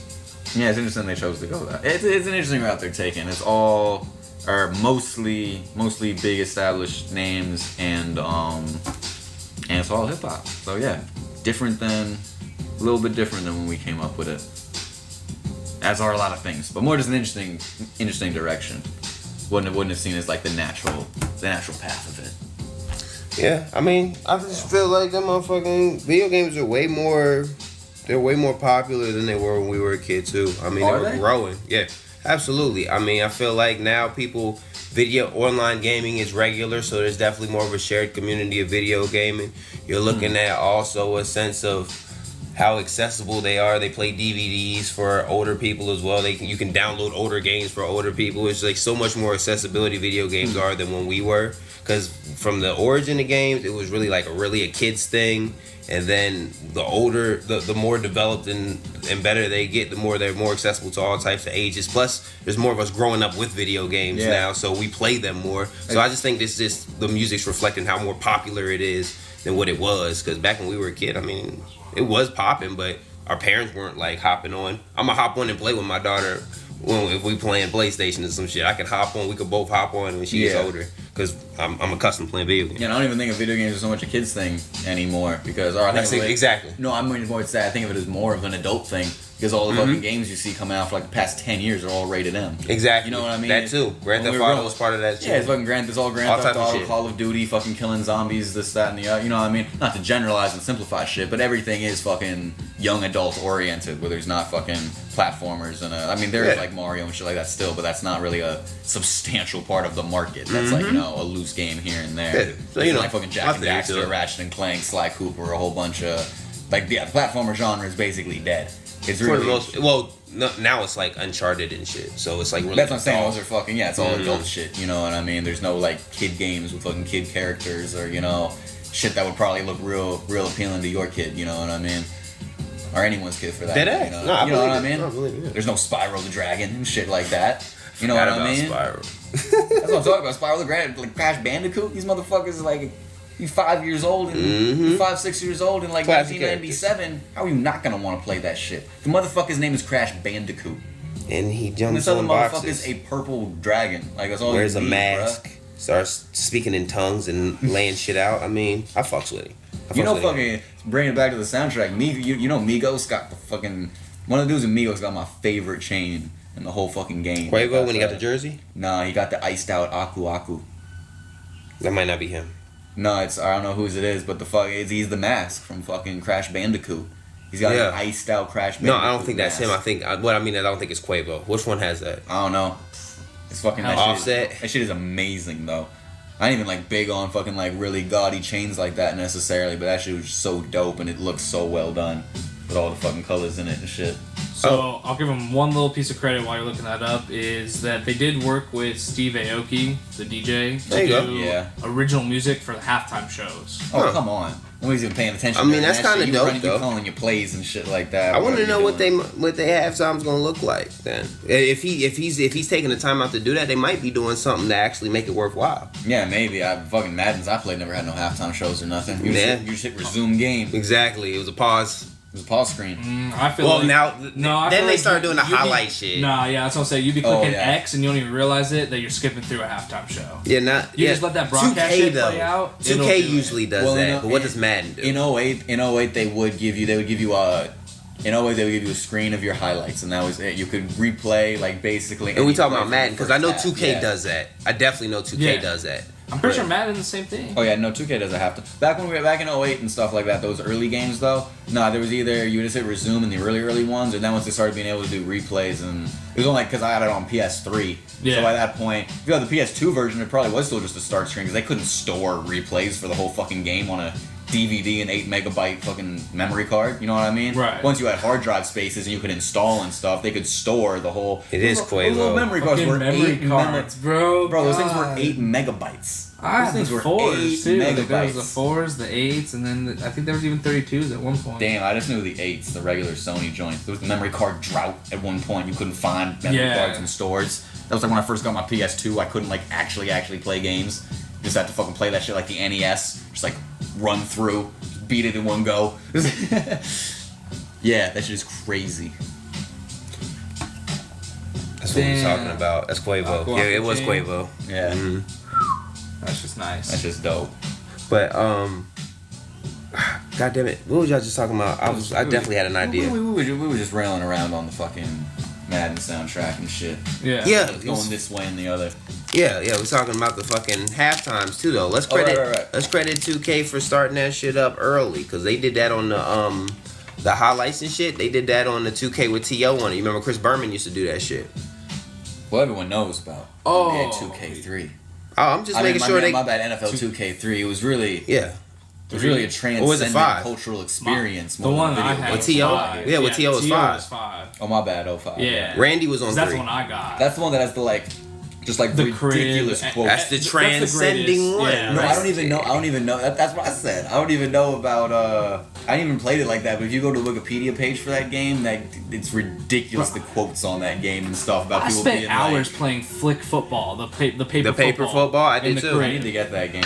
Yeah, you do. They had On that Xbox. I tried my hardest, and I know niggas out here talk some shit, but I tried my hardest to learn how to play with the face mask version, like the face mask feature when you play like in first person football. That first person football in Shit's there. hard. That shit was ridiculous at quarterback. I was FPF. throwing picks like a motherfucker. I could not see between linemen. Hey, speaking of which, I mean, just to throw out a quick transition. They can bring that shit back in VR. But go ahead. Are they? I'm saying they could. That would be Seems dope. like the perfect time to Would bring that be shit dope. back, bro. First What? person I'm quarterback. pretty sure now you can can actually probably look around. already change the camera to do first person. I'm pretty sure that's like a But the setting. VR, it would be fun. Yeah, if Oh, you seen that on a VR, flat screen when VR. you in a helmet and your lineman, nah, you fucked up. But if you was in VR, you could actually do that shit. I don't know. I'd be fucked up in VR probably. That shit would. I don't know. I don't know how that would work. I still haven't done VR. I don't really know what it's like. Alright, Was this you? what? Was this you? I think that's mine. Okay. Yeah. Did you want anything else in there? I'll throw a little bit in there. Okay. Y'all throw it in the last one? Oh shit. I threw it in the last one. Yeah, no, he did it on the Word. last one. The Okay. first one was all me, so the next one was you two. Well then this is This will be a Fitting. community. This will be a community one. hell yeah. Damn, But what were you gonna? You got a segue before I fucked you up with the VR. Something about football, maybe? Oh, yeah. Okay. No. That's a fucking dope idea. But anyway, I'm sure people have beat me to it. your boy talking about Baker? shorter guys try to see between the tackles. Baker is saying they killing it in training camp, and now it becomes a real quarterback battle. Maybe Tyrod may be on the bench. I remember you was adamant about Tyrod starting, and Baker needed to sit the fuck down. How you feel about Cleveland doing what Cleveland does? Honestly, and I hate to, smile. I hate to like kind of like go back on what I said, but like the more I'm learning about Baker and the more I'm seeing, the more I'm hearing. Like, Oh, this nigga I don't know if I'm so like scared to put him in this year. he's Honestly, turning. like he's just Hey, like he's learning new information. he's one of those guys that just has that it factor that doesn't like no situation's too big for him. He's figuring out how to adapt. The coaches are all saying how impressed they are That's by what his I work heard, ethic. too. He's the one purchasing you. I don't know if you heard. He purchased an RV for the quarterbacks to have because like all the other skill positions and stuff. I guess they have their own like areas or whatever. Dude thinks he's MJ already. And also Find a bus for the team. And He got the money for it. the fact that we're doing the Hard Knocks series with HBO, that it's like their hideout and no one knows what's going on in there. It's like super secret, whatever. So just him, Tyrod, private, man. It's and nice. Drew Stanton, and so just like the qualities he's showing of a true leader and like someone that again can handle whatever moment comes to him. I don't feel so bad. I'm not so scared to put him in. Whether he succeeds or not, I hope he learns, from his mistakes if he doesn't do well. And he seems like the person that does that. So You got to get up and fall. It's all about how you bounce back. It's not how you... It's like it doesn't matter if you fall. It's if you bounce back or bounce backwards, as the great Kendrick Lamar would say. yeah. Hey. So that's what I'm saying. Like I don't know. I really was worried about him being another Johnny Manziel. But the more I'm learning about him, I don't think they're anything Is he a alike. party guy? It's just like the off-field concerns. I mean, he got the arrest More of an video. ego guy is what I don't know they if you saw say. the arrest video. Wow. When he just busted out he tried to bust in a sprint and got tackled. He wasn't even getting in trouble. Like he was He getting wasn't. questioned about something. Yeah, he just and ran. He just was drunk and just started running. And Okay. got I leveled, tackled. see the Manziel comparisons. Yeah. It was sad how he got tackled. Well, You should have broke that, nigga. You a college quarterback. on You're top of the scrambling. fact that he actually This dude started ain't even been drafted. as He a. just had 6 months training, or whatever they fucking have. It's not even 6. So what was you saying? No, you're good. He started as a freshman quarterback, a freshman walk-on at Texas Tech under Cliff Kingsbury, who coached Manziel at A&M. And he won the starting job for like the first 2 or 3 games or whatever, but got hurt.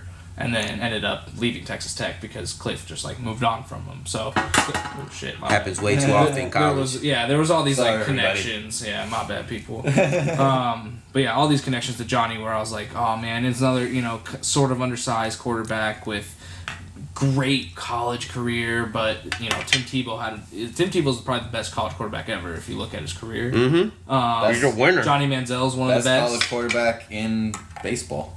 Yeah. Hey, he double A All-Star. Give him some This credit. dog's been being called up. Well, he got hurt, so it's Oh, like he a got half bad anymore. hurt. Damn. Yeah, sorry, Tim. But anyway, so to answer your question, I would not be too afraid if we brought him in, and I'd actually be excited to see what happens. That was a good segue though, cause I live with that. But we gonna love to see y'all motherfuckers twice this year. I'm gonna tell you that. Week 1, September You know 9th. what? First and the last game, motherfucker. Is it the last game again this year? Yeah, you remember we talking about that? Okay. Fucking But I was about to say there was a poll that came out about the top college football teams of all time, and they had the 08 Texas team. Speaking of Vince great Young teams, yep. And, Yep. Anybody got any complaints with that? I would just like to. I'm trying to think who else was on there. Vince Young. The running back was God, who was it? Jamal. It was a nigga with the dress 33. Jamal Charles. Yes. No. Yeah. Is it? Was it? Yeah. Jamal Charles. Yeah. Running back or the receiver? I guess They had a receiver. Yeah, I guess regardless of who was on the team, I know what they did. as Michael far Williams? Nah, he was at Not the USC one. There was a another different one. Oh, I don't know. Maybe. I know they had some good people on their defense, but anyways, winning national championship or almost, basically. They beat the 2-time winning was about to be the dynasty winning USC team. The one with Reggie, Matt Lyon, Liddell White. That's the one that never happened. Lindell right? White. Yep. So we can't even talk about them, right? Talk about who? Can't even talk about that team. Oh, yeah. They never had. Oh, get the fuck. No, I hate that Vacated. shit. That was We need to vacate the conversation because the championship was Yeah, vacate the whole make sure conversation. the NCAA doesn't see We're gonna this. cut this out of the whole podcast. How hot these cats gonna be if they actually end up turning? Like, no, we're gonna start paying players. Chris Webber's flipping a chair somewhere. Yo, but yeah, I mean, as far as them being one of the greatest teams of all time, Reggie's like, can I have my Heisman back, please? right. for real. Give me my shit. Let OJ keep his. I didn't kill nobody. He stole his back. He deserves it. Yo, but fucking do you have a complaint towards that too? Well, who would you prefer someone else to be in that top spot of all the teams in college football throughout all the years they put 08 Texas? Yeah, I mean, I'm not. You an Ohio State dude. I Right, know no, you I got understand. somebody. I understand, and I definitely have like probably a couple of Ohio State teams that could fit the top 5. Burning in up there. over here. Oh God. Rolling paper. I got you. Continue. But yeah, so like, I'm not on the up and up in the college football history. I only started watching college football maybe 2002 or 2003, and it's strictly Ohio State for a good minute.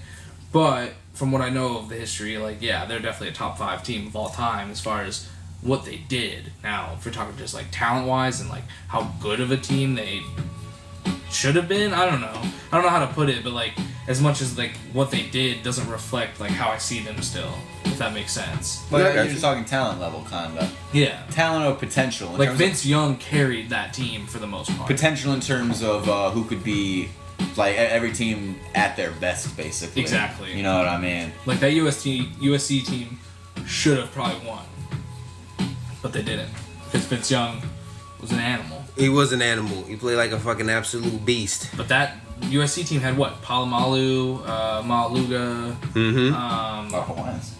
Clay Matthews, I think might have been at least backup on that team. They had a hell of a defense on that team, on top of Reggie Bush and freaking Matt Leinart. And The team was huge. who was the receiver? Robert. No. Now the receivers were crazy. Marquise Lee. No. Wait, they had I don't Leinart, even know. Bush, Palomalu, Lindell and, White. They had Matthews. Mauluga, as a linebacker. Let me see. That team is fucking monstrous. Hold on, I'm gonna go to it right now. So we talking about What year was that? Oh wait. So we talking about Mark Is that Sanchez. really 08? Mark Sanchez. Mark Sanchez. Or no. Hold on. Because everyone on this fucking team. Yeah, I went think pro. this was before that. I thought it was like 04 or Oh, something. it is 04. It is 04. So I was going to say 08, Vince Young was already like prime NFL career because that was as far as he got in the NFL. That was his Madden cover. That's the game we were just talking about. Vince Young was on that one. But yeah, there was Steve Smith was a receiver, not like the Steve Smith, but the other Steve Smith who ended up being on the Giants. There's not even a the Steve Smith. There's too many Steve Smiths. I know. Wayne Jarrett was the receiver I was trying to think of. There's Wayne an NBA Jarrett. Steve Smith too. Steve Smith. Yeah. I remember John the David. Nets. John David Booty was their backup. You remember John David Booty? Booty. Yeah, I remember Booty. I was that worst name of all time. I think you named the Booty. Worst name of all time, man. How'd you spell it? With a Y? Oh, it's the same. Yeah. Damn. It's that bad. It wasn't even like French. It wasn't even like a U in it or anything like that. See, his It's beauty. No, Nah, it is it's not. Booty. I knew about his brother Booty, too. His son. brother was in the league, Josh Booty, and he played for the Browns, but he also Yeah. played. I think he got to the major leagues with the Florida Marlins. He played baseball too. His brother. All right. That's a little sidebar, but yeah, the Booty brothers. The Booty. Ew. Nasty. John David and Josh. Oh my god, they sound like Booty Brothers. Booty Bros. Yo, and I take it back. It wasn't 08 Texas. It was 05 Texas. 05 Texas. And then the 08 Florida Gators is where I got fucked up. The Gators with Tebow. Yeah, that team was. Urban Myers is the coach. stacked. Yo, what about the Miami of like 98 or 99 with Ray Lewis and 01. Ed Reed and was it 01? Okay. 01. 01. So I'll put like those three teams in the conversation. Frank and Gore, then- Willis McGahee, Clinton Portis, Jeremy Shockey, Andre Johnson. That's just offense. Defense was Jonathan Vilma, Ed Reed, DJ Williams, Philip Buchanan, and guess who was a backup who was playing special teams because he wasn't even on the field yet? Sean motherfucking Taylor. Yup. That's all. That's number one for me. There's no question. Them niggas dominated. I think they went undefeated. You know what I'm saying? Like, nah, I can't even. Vince Young will get smacked fucking around with Jonathan Vilma. And Ed Reed gonna pick you, then stiff arm your ass to the fucking ground. Because he takes back anything he picks. Trust me, I know. I played him twice a year. The motherfucker was an animal. Probably a top 5 safety for me. But that's, yeah. So you riding with 05 Texas, or are you riding with I'm going 01 Miami for sure. 01 Miami? But Me too. you have to put in the conversation the 02 Buckeyes, all right? Oh my god. Gotta he put found it a way in to just slide some motherfuckers that have no chance. Listen though. Will Allen was one of our safeties, and he was in the league for quite some time. He might even still be. AJ Hawk, Matt Wilhelm, Bobby Carpenter, Mike Doss. That's just like the linebackers and secondary. Mike Doss was a beast. NFL His career went way too early.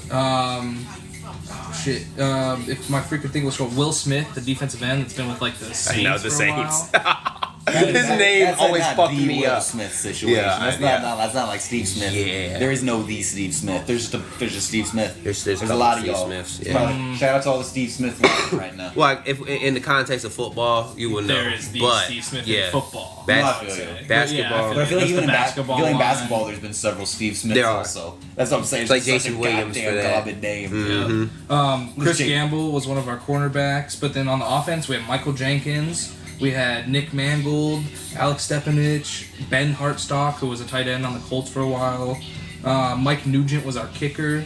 Like Mike Nugent's a hell of a Maurice kicker. Claret, what he could have been and what he was for a short time. Like we were a good team. We were really solid. And that's the year we won the championship against 02 Miami. Yeah. Stacked. Wasn't that the same year Auburn won and they were like supposed to be co-champions? That was when your boy who ended up playing for Washington, light-skinned dude, Jason Campbell. When Jason Campbell and Ronnie Brown and Cadillac Williams was on that team. That was 02 Auburn, right? I'm not mistaken. Yeah, honestly, I don't remember anything about that season except for Ohio State. Of course. That's what I'm saying. That was like one of the first years I started watching. Blind Man, his ass. bro, I was like 9 when I first started getting into it. I got you, man. No, Auburn wasn't even close to the top rankings in there. We were the only 2 undefeated teams, Miami and Ohio State. So we went to the Fiesta Bowl out here and played one of the most exciting fucking championship games in the college football I've ever seen. You know what? I do remember that Ever shit. seen. I watched that shit until like 1 in the morning. My parents would stay up. It was a weekday. Yeah, I Or remember. like a Sunday or some shit. I was at my homie's house. Who was just fucking. Yeah, because Claret ran it in, right? Yeah, and the O-line. Miami was on a 34-game winning streak. Yeah, that's when they were fucking fire. That's when they were crazy. So I think we got to be at least mentioned in there, but so does the Miami team of the year before. Yeah, because you didn't beat that team. 05 Texas, probably like 5 on the list for me. Because I'm putting the Gators ahead of them too. Okay. Anybody else have any other? I'm thinking, man, and I'm thinking Nah, we're not. We're not in there. I would rather say motherfucking Florida State that beat us. The '99 Florida State team. That team was crazy. Chris Winkie ain't up being shit in fucking NFL, but trust me, college. He was a good backup. I feel good with smoke Chris my weed Winkie to as that. my backup. You know what I'm saying? We was put that weed to that. Chris Winkie got mentioned. That's crazy. But yeah, Chris Winkie though, but their offense was crazy. It was like Peter Warwick and fucking the running back was a fucking beast too. I can't remember off the top. Wasn't like Peter Warwick and Warwick Dunn on the same team? They might have, because I know Warwick Dunn, I think, played for Florida State. He was with Florida State too. I'm pretty sure, man. Dead ass, but off top I can't say. But yeah, so them motherfuckers were dirty though. They were pretty good. I don't know if they're top 5, but they're up there for sure. Them and then gotta be a Bama team. Probably say the Bama team with Julio. What was that, Julio Ingram? Julio Ingram. The defense was incredible. Cause that was oh my god, who's the linebacker that went to the Patriots? You know what I'm talking about. With the dreads. Yeah. God damn it. Hightower. Yes. Dante Hightower. Yeah, that team. Among other players, which I'm sure there was defensive backs on that squad. There always is. Exactly. But maybe that's the issue with Alabama is they're always so damn good. Like, I'm not thinking of like one specific team. Like, oh, that Bama team from that one year was like, holy shit, because they're always like, holy shit. They are, but they are. It was saying 2012, maybe something like that. I can't remember. I'm going with 2006 Boise State. Statue of Liberty. Yeah, Oklahoma remembers. No, wasn't that AP year too? That was AP. They play AP, right? I think that might have been McFadden. Yeah, no, McFadden played for Arkansas. Oh yeah, you're right. It was AP then. My bad. Man, yeah, damn AP. Just never won a ring, and you were always that's gotta be a weird thing to be one of the greatest players and never win, like being an Iverson or a Adrian Peterson. Is Charles Barkley in that conversation? Because during his time, he was one of the greatest. Oh my god, Yeah. he's one of the greatest. Period. Motherfucker was dominant. And he was undersized for his yeah. position. It's weird. You don't really see Charles highlights that much and stuff for whatever reason, but like So glad they you brought this definitely up. exist. I'm so glad you brought this up. Yeah, Charles highlights are fucking lit. Yeah, bro, Charles. He emphasized the entire team. It has to be. All right. So there's a couple of He was like 6'4", and he was out there. He was on some fucking like. round amount of rebounds. Yeah, he was. Yeah. But not only that, I mean, even like offensively, Like he wasn't running up and on the court. Yeah, I mean, yoking he on wasn't. people. Yeah, he wasn't nearly as like athletic, like as like classically athletic as like Russell Westbrook, who's obviously a freak. But he was like that type of player for the era, basically. Yeah, Even though he it's played like a power forward, he was a 6'4" dude that was gonna fucking go coast to coast on and dunk it on you, on the big dude. Kind of like Get an the Amari Stoudemire style in a smaller body. Yeah, like I can't even really compare him to that type of dude because he's Or like Marion, he was just so undersized. Like I know he Yeah. played that power forward, but when you look at the highlights, he's not as graceful as Maybe- Westbrook and stuff, but maybe it really PJ reminds Tucker. you of that. Built So- like PJ Tucker. He's built like he's built like PJ Tucker, exactly. But PJ Tucker most of the time is gonna go down there and That's why he's a dunk it on shooter. you. He don't got a vert like that. Nah, Like Charles had a corner vert shooter. back in the day. So I'm glad you brought this up because I follow that Slam Studios page. I don't know if I ever showed you that. Yeah. G. I follow. And Well, I don't follow, but they I put a list together with some other at NBA.in_depth page or whatever. But it's the top 10 ringless players in the NBA. Ringless. Ringless. Oh, ringless players. Ringless. Lack of champions. Yeah, ringless. Lack of championships. Word. They haven't done the top 2 yet, so I don't know Wait, what? what's gonna come. Oh, they're like It's like it's Suspense separate. type oh, shit. got you. We built Handing it down. But we could probably make our own. I just want to see what you think of the I feel like if they give us 3 the through 10. I feel like if the top 2 haven't been revealed. Yes. I feel like if we get the top 8, we pretty much know who the top 2 are probably.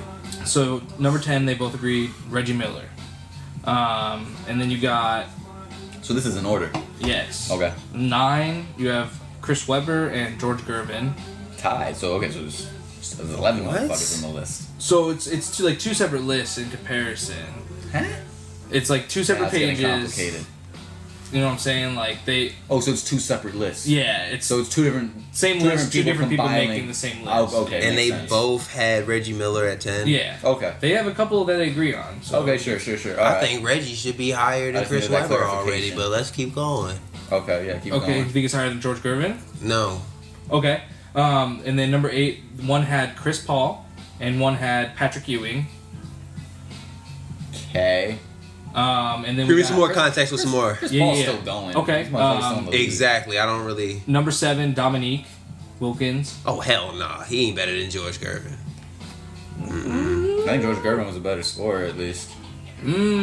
I'd have I to think look George that Gervin up, had but- some pretty crazy. Well, okay, here we go. I might be wrong. I might be fucking making that up. I might be making that up. I don't fucking know. I wasn't So yeah, you're right because Gervin led the league in points 4 times. Dominique only once. there. Okay, so I was right. I didn't even know Dominique He's led the the league in ice scoring. man, bro. You Although- don't just get that Boy, name. I'm George Gervin. Nice, ice cold with the flows. You don't just get that I had name, to bro. put Madden and To be Ant-Man called the on. Iceman, and he was playing in Rucker. He wasn't playing in no fuck shit. This is the 70s and 80s. He was playing with the Spurs in the ABA and shit, I think. But the other thing is that Yeah, he did. at least in his best year, Dominique scored like 1.5 more than George ever did, and had 1.5 more rebounds. Yeah, he played So- against Jordan, so he wasn't gonna win no scoring titles, Yeah, probably. exactly. Anyway, so then number 6, one has Chris Paul, the other has Steve Nash, and then number 5, Steve Nash, Patrick Ewing. Wait, what? Oh, okay. So we're Yeah, basically I got knocking it. them I all got it. off the list. Nash is at what? 5 and 6 on the two lists, So the respectively. 2-time MVP is number 5. So number Okay, 4, we just putting got that out there. Stockton. How many other and- MVPs are on this list so I far? think George Gervin was MVP one year. Maybe. So there's one other MVP on this list. No, George never got it. So they mention them. It seems like that's the mention if they got it. And so far, I only see Steve Nash with an MVP. Okay. Wow. So there's apparently 5 motherfuckers better than the dude who has 2. Now, let's okay, keep- continue though. Yeah. So number 4, we got Yeah. John Stockton and AI. Okay, another MVP. Okay, yeah, no, now we're getting to MVP. Yeah, we're getting MVP. And then 3, one has Barkley and the other one has Stockton. So I'm gonna assume one of them has AI at number 2, and Who has Stockton in front of AI? Both of them? Slam Studios. Stockton was like, I mean, granted he didn't. I carry just the said whole team. AI. I feel you, but Stockton was more versatile. It had a little bit more help. Just No, I gonna throw feel that you. out Yeah, there. it's not an apples and apples comparison per se. Yeah, it's rough. Yeah, but I don't know. I can see somebody taking Stockton over. I mean, it depends because, as we said, we never saw Stockton carry a team. Let Iverson win a ring. Niggas is out here saying he may be one of the greatest. Well, Oh, I yeah, think he's it's one of the also it has to do with two-way play because John Stockton 5-time All Defensive team I mean, Iverson was nasty. And- on defense, too. Absolutely mad steals. career leader in steals is John Stockton. And once again, he had a little bit more help, had a little bit more time for his wind. Iverson was out there breaking all types of brooks. So here's the thing about the steals with AI though, and is what's talked about with almost every one of his coaches. He is was that, off ball so much. Yeah, he was, he was taking so much risk that the steals that he got didn't avert from the risk he took and the guys he Yeah. left open that the points he lost. Let's think about this shit though, man. Ball on ball, man on man. Do you really think those Sixer games they have a chance of really being of shutting niggas down that defensively? Yo, Let's look at the matchup. Yo. They had Mutombo. Old ass Mutombo who did okay. They had Theo Ratliff, who was the lead leaguer in God. blocks for a couple years. Aaron McKee was a good defender. Eric Snow was one of the most respected guard defenders. Let's be real. It's not like they were a scrub team. Maybe they weren't great They at were scoring. a scrub team. They were a weren't fucking great at scrub scoring, team. but their defense was pretty nice. And Larry Brown's always got the nice D. Got real quick. Nice defense. I'm not right, man. I feel like Iverson had to do what he had to do for some situations.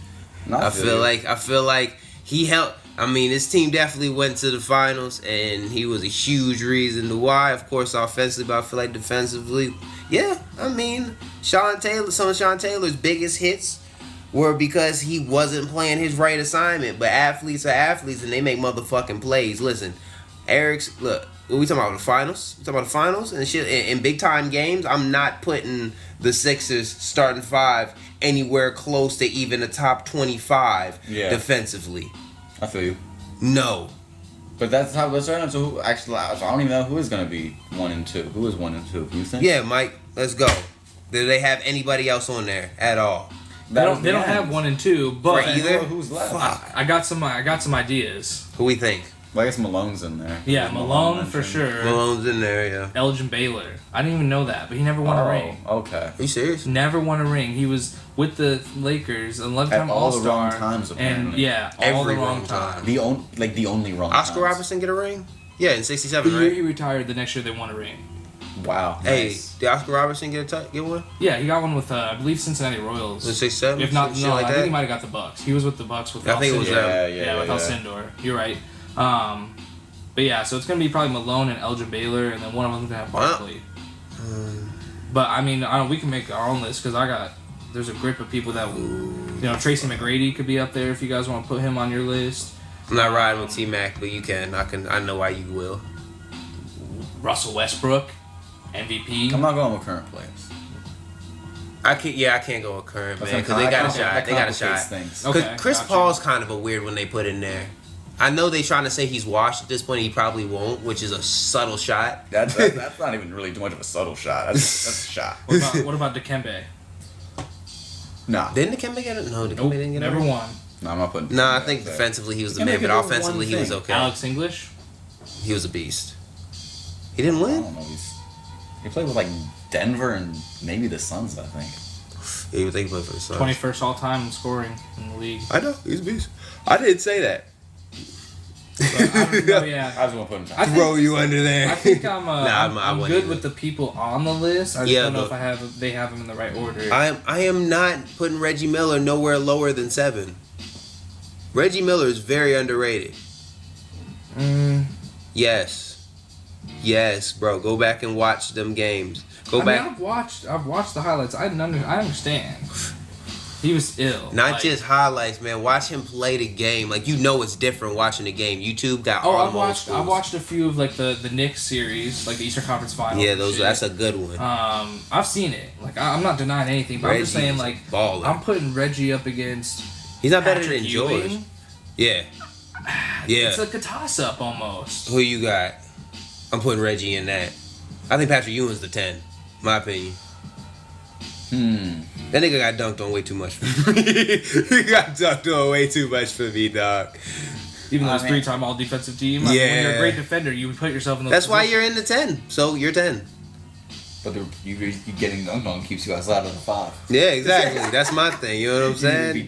There's levels to this You want shit. to be on the top. 5-time All-Star versus 11-time All-Star. Who, Ewing was 11-time All-Star? Hell yeah. When you're on better teams, you usually tend to get those I was too. never that big on. I don't know. I'm just not big The on Knicks teams he Ewing was type on were player. better than the Pacer teams that Reggie was carrying. Oh yeah, they weren't they? I mean, yeah, but to say it in a Winners in a usually way get like those there's a accolades. huge gap between those teams. I'm not feeling you, man. Those Knicks teams weren't. I mean, those Knicks teams were No, pretty those good. Knicks teams were nice, but the Pacers teams don't discredit those teams either. The 99 Rick team, Smith, yes. Mark Jackson, Jalen Rose. Like, Wait, Jalen Rose. What year was Jalen Rose drafted?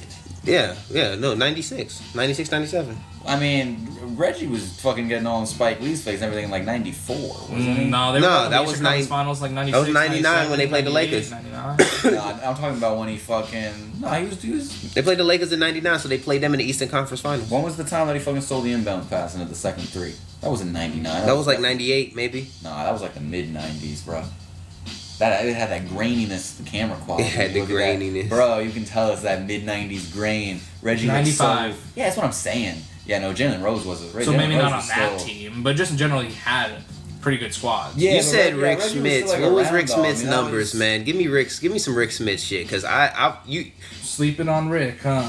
you said Jalen Rose, but I'm looking at a nigga named Rick Smith, and I'm questioning right 7'4". Bro, do you know how many fucking cocaine similes have been made about Rick Smith? You gotta be decent. now. I mean, Coke references, Yeah, that's what I'm saying. And Like- fucking rap songs and stuff. Coke references. They're not dope. Like I'm the man references. No, I'm just literally saying. I'm the man, Rick Smith. Niggas is like what? No, Nah, I'm saying he's because he's the- white. The dunking Dutchman. Dutch boy in the paint. Okay. They had Death That's Left his also, nickname. bro. I mean, I don't know. What do you want me to give it? Like, his peak season of points was 18.5. His What's- best rebounds was shabby. 7.7. What's- His career average was 15. What was he getting around? Like, you know what I'm saying? 15 is his average, 15 is right? his career average for points, 6 rebounds. He was one-time All-Star. Hey, So he was bro. a really solid role guy. He was the Trevor Ariza of his era. Man. I would say like a Gortat. Those are very No, similar. not even, because Gortat doesn't even score. Now Those matching are up. very similar numbers to Trevor Ariza that I just mentioned, though. Those Yeah, 15 that's true. points Well, per game. Besides the rebounds, yeah, the points, I for feel sure. Who else we got on there on that Pacer team? Cause So which All right. year? Left, bro. Let's just pick a year. 96. Let's Dead just say left. that year. Dead Love left. of fucking shrimp. Who? I don't know who this means. That was an Detlef all-star. Schrempf He was from an the all-star. Sonics and He who played else? on the Pacers. The Pacers. Yeah. Detlef who? Detlef Schrempf. That left shrimp. Bro. Detlef shrimp. That shit sound like a meal too. Give me the Detlef shrimp. That sound like some Yo, Antonio Davis was on some of those teams. He was nice. Antonio Davis, dude, the raspy ass voice. It looked like he smoked a whole grip of swishers. He played for Toronto too. Fred Hoiberg. Shout out to Fred. These are not like.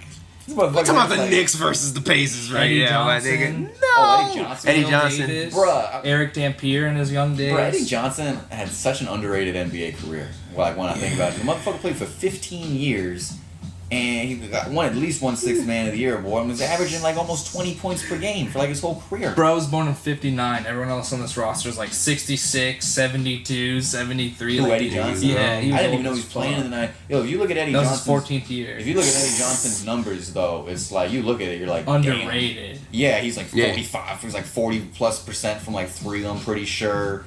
He has like all sorts of crazy records, like getting like I don't know, like franchise records for getting like 30 points in a quarter. He does. Yeah, like he's done some. I agree. He's done some wild shit. I don't know why he's not a Hall of Famer. Honestly, he's probably one of the best non-Hall of Famers. Because he ain't got that name brand, that name stay. There's a lot of motherfuckers in the Hall of Fame that ain't really got that. I agree, and that's why I feel but I feel like I would the say Hall of that. Fame gives you so much of your name brand.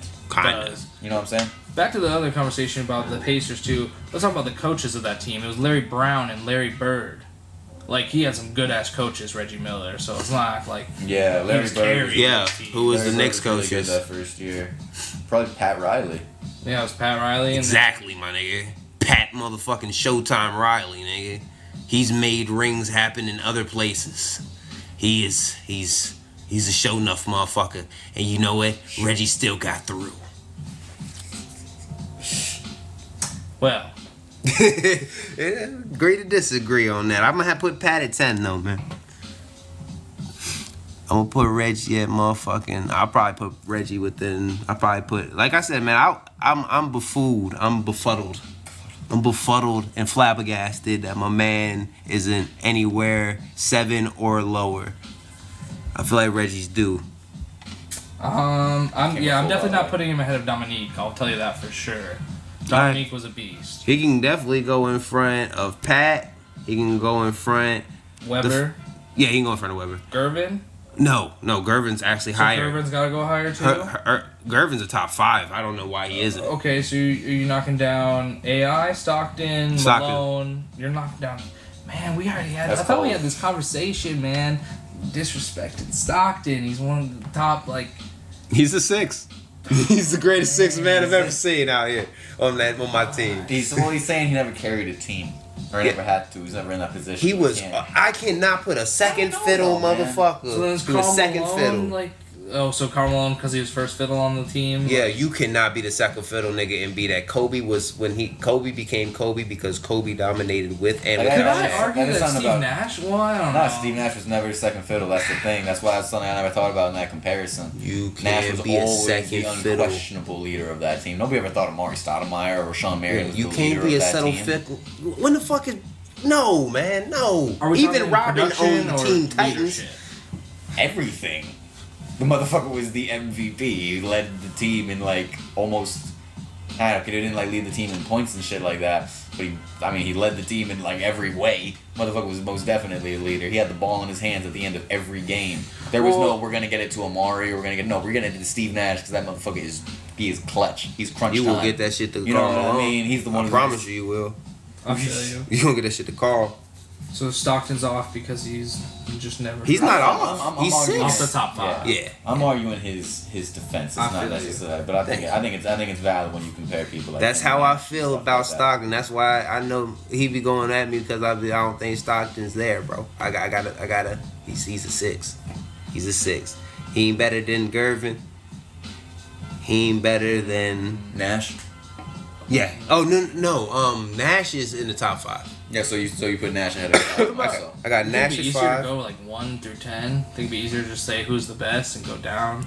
Because I feel like it's harder to be all right, this person's better than this person, but this person's better than this person. That's the point, though. Who's the best out of this group? Who's number 1 out of this group? The best. I guess you would argue ringless Elgin. player. Elgin Baylor. I would say Charles Barkley still. You think he's better than Elgin Baylor? Yeah.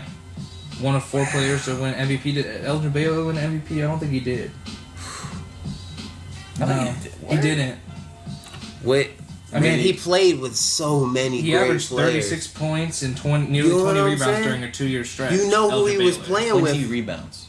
You know who 36 and 20, it's a wrap, bro. You know who he was in playing the early with. 60s. Early 60s. I don't even really care. That's still averaging 25 and 15 at least by today's standard. When I say that, I mean he's playing with Pistol Pete, right? In the beginning, he's playing with Pistol Pete. He's playing with Wilt Chamberlain. He's playing with Bill Russell. He's playing with Jerry West. He's playing with mad niggas who can ball. Yeah, they motherfuckers wasn't in the league in the 70s. Motherfuckers tend to forget about the 70s and they Kareem was in the league at that time. No, this is the 60s. All 60s. That's why I say Bill Russell. Oh, my bad. He retired in 71. Bob Cousy. My bad. Pete wasn't around in the 60s. Okay, then. so outside of him, I know the other niggas have been in there during the 60s. Oscar Robertson. Yeah. There was mad niggas in the 60s. Man, that's anyway. Phil Jackson playing and shit. Oh, now you throw out Phil Jackson though. was a bench player. Lenny Wilkins and shit. Lenny Wilkins was nice. Yeah. Yeah, let me Right. ball. Anyways, my point Come being on. is Yeah, anyways, that Barkley. nigga. Segue that. Barkley. I would probably. Barkley made the finals and almost won. I don't think Elgin Baylor. I don't know if he ever made the finals. I don't necessarily. That's not my be all and end all. I would probably. I'm gonna give it to Elgin because 36 and 20s. That's just. I'm giving it to That's Elgin, just filthy. man. Over That's a 2-year stupid. stretch. That's Okay. crazy. That's insane. He was What playing. about I'm still just 24.7 bugging off and that. 11.8 over 10-year span? For Charles. Yeah, and 4.2 assists. I would- while shooting 54%. My top. Okay, well, my top three. Elgin's 11. My top three is well, I got Elgin at 1, and then at number 2 and 3, I'm not sure where I flip flop on Nash and Barkley. Because I don't. You got Nash in top 3? Yeah, because yeah, I think I got him in the top 3 because so much of this stuff is like a lot of the stuff going off of credentials and this and that. But Nash was like probably one of the greatest examples of a motherfucker that went very far beyond a stat sheet and shit like that. Yeah, he did. Yeah. So it's like He did. Just because that's my argument all the time. With you him. know what I mean? So it's like you can look at Karl Malone, and I don't know what fucking. I mean, he probably had some crazy. He was an MVP. He had crazy numbers probably. But Karl Malone was ridiculous. Second Yeah, leading but- scorer Of all time. All time. Second leading scorer. Yeah, He's an animal. that's great. You know what I mean? He's a nasty man, but he was an animal. Yeah, he was a nasty man. We've talked about that before. Mhm. But I don't know. To me, it turned. I don't know. It's subjective, but to me, Steve is. Nash doing what he did, being Okay. fucking 6'3", 190 or whatever. And He's my top 5. And Karl Malone was By all means. 6'9", 270 or whatever the fuck he was. He was- You know what I he mean? was It was at the end of the day, it's who he wanted. gifted, You know, young. it's Balling. results and stuff like that as well. But to me, I don't know off of who's better per se. I'm gonna go with Nash on who's like a better basketball player. I'll put him there. Barkley, I don't know. That thing you mentioned is just impressive. I don't know. I'd have to. I'm gotta not. put I'm him not. at 2. I'm not a Barkleyologist. You know what I mean? Put Barkley at not 2, a though. chuckologist. A so I don't- chuckologist. Chuckologist. But yeah. So I don't know. They're close to it. But I would say that's definitely my top 3. Then I'd probably have like Stockton 4. And Where you got like, George? I would probably have Gervin right after that. At 5? I think so. USA Today has Nash at 13. For what? This For same ringless same players? As his jersey number. That's just stupid as shit. Yeah, really. I think that just Who's sounds number like But one? it jersey also number. has like current players on there. So That's if I take them garbage. out, Who the fuck do we even have Let's current? see. Who are these ringless players that are so good in the league right now that are better than Steve fucking Nash? I would love to Well, hear they're definitely about putting these in James motherfuckers. Harden. What? They're putting in James Harden. 11. He'd be 11 without the current players. This is a list from Who are these 06. current players? They got James Or Harden. from 16. I mean 2016, and it's KD and Oh, he's got a ring. Chris Paul. Those are the 2 current. He still put Chris Paul. Why is everyone putting Chris Paul in there? Because that's, honestly, he's gonna go down in history. He's one of the best being point known guards. as one of the Right, he's a best trade- players that couldn't he's a- really do anything in the playoffs. He's a trade folk He goat, did man. He did any kind. There was argument that he got robbed on Uh, one of the MVPs, but I think it was the one. Yeah. and robbed on a Yeah. trade. Yeah, the Lakers trade. Yeah, no, he's been victim to circumstance a couple times. It was Kobe won Fucked up. Kobe won 2 MVPs, right? Mm-hmm. Or did he Yeah. win 1? I think He's won 2, and Nash won 1 that he was back and forth to win. They was going back and forth with, so I'm pretty sure he won 2, could have won 3. And I don't even put that much weight on it. Not just because regardless of the fact that I'm a Nash fan, LeBron had a better season than Kobe did that year. Or basically, LeBron did the same thing. He had like the same numbers Kobe Hold did. on, what year are you talking about? Like 07, the first year Kobe won it. But they gave it to Kobe because they're like, God damn it, how does Kobe not have an MVP? That's We the need one. to That's the do year he it. scored 81. I'm pretty sure too. 07. Yeah, it might have been that year. I think it was. Yeah. 07 he scored 81. Yeah, right? so it was that year. Against Toronto. Yeah, but yeah, whatever I was saying, I spaced on that for a second. Oh, you was just talking about. Oh, I was just saying that LeBron, he statistically he had all the crazy stats that Kobe did for the most part, and I believe he had a weaker team. Because I think I think Lamar. I think I'm getting ahead of myself. I think Kobe by that point he had Lamar. He had. They're better too. They weren't a fucking stacked team, but LeBron had nobody. I don't think. I mean, LeBron had like Ilgauskas and fucking. He David by far had a Jones. better team. What you say? Yeah. He by far had a better team. Yeah, exactly. So if the motherfucker who's putting up the same stats on the worst team, yeah, he's probably the less talented team. Yeah, he's probably a better player. And I think he might have even led that team to a better record than the Lakers. Yeah. Like they were a worse team and they were better somehow just because of LeBron. Somehow, nigga, we've seen that like for like 16 years. No, I don't mean somehow. I just mean say they were a worse team than the Lakers, but they were somehow better. Yeah. You know what I mean? Yeah. But like, I mean, LeBron we're talking outside LeBron. So that's why I'm like, it shouldn't have even, if anything, it should have been a discussion of LeBron versus Nash, not fucking Kobe versus Nash. Yeah. You know what I mean? Because to me, that Kobe and LeBron season, it's almost as about an apples and apples comparison as you can get when you look at it. When it's like, hey, it's the same stat line and one dude has a worse situation and is getting better results. Okay, that's better. Yeah. Like, that's cut and dry to me. Pretty much. Kobe 81 was 05-06 season. January of 06. Right. Just to okay. That one. So 07, I'm not sure. But yeah, okay. no, but so I could ride with maybe LBJ. Was the year that he arguably, was the year that Chris Paul arguably should have got it. I believe. I think that was the year that he was in Oklahoma. This was last season where they played. Yeah, New Orleans, Oklahoma. Yeah. So okay, we got your top 3 at least. Top 5. What about yours? Top 5. Because I got another question too. I thought I was kind of following suit. Okay, so to clarify, I'm putting Elgin Baylor, Charles Barkley, fucking Who's your 3? Nash. Goddamn, Nash, and then AI? George. Oh yeah, no, fuck yeah, goddamn, you threw me off. AI is definitely number 3, or no, switch that up. AI is better than Charles Barkley. So AI, then Charles Barkley, then I'm putting in George Gervin, and then I got Steve Nash. They might have put AI Ewing not in the top 5. Ewing's not in the top 5. Patrick Ewing. Fuck no, he's a 10. I won't put Ewing like that. That nigga's 10. I told you, I'm not bullshit. That nigga's 10. Got dunked on too much. This motherfucker got stuff. I want to see. Crazy D-pads. So. Nah, bro, give me yours, cause you ain't even say yours. Oh well, Listen yeah, to I'm definitely. this. Oh, Mike. Mobby. Also, it's a clut over there. All right, no, I want to see the nerves on this top 5. Charles Barkley, and then I'm putting Karl Malone, Elgin Baylor, John Stockton, and then probably 2 Jazz Steve players. Nash. Okay, keeping it West Coast. I banned Karl Malone because he's a nasty man, so he's banned from my top 5. But I respect it because he's my league. Yeah, he's banned from my league. Lifetime suspension. So Charles Barkley will replace him, right? So hit him with the Sterling ban. Never happened. If Vince Carter retires after this year and doesn't win a ring, where do you put him on that list? Is he in your top 5 or He top kicks 10? Ewing out. So he's just like 10. Yeah, Yep. 10. I don't know. Like, I love Vince, but it's like, I mean, I think he had potential to be more than he was. Fucked around and stayed in Toronto too long. I don't know. Yeah, I love Vince, but I can't. He's not better than George Gervin or I don't know. Is he better than Reggie? He might be better than Reggie.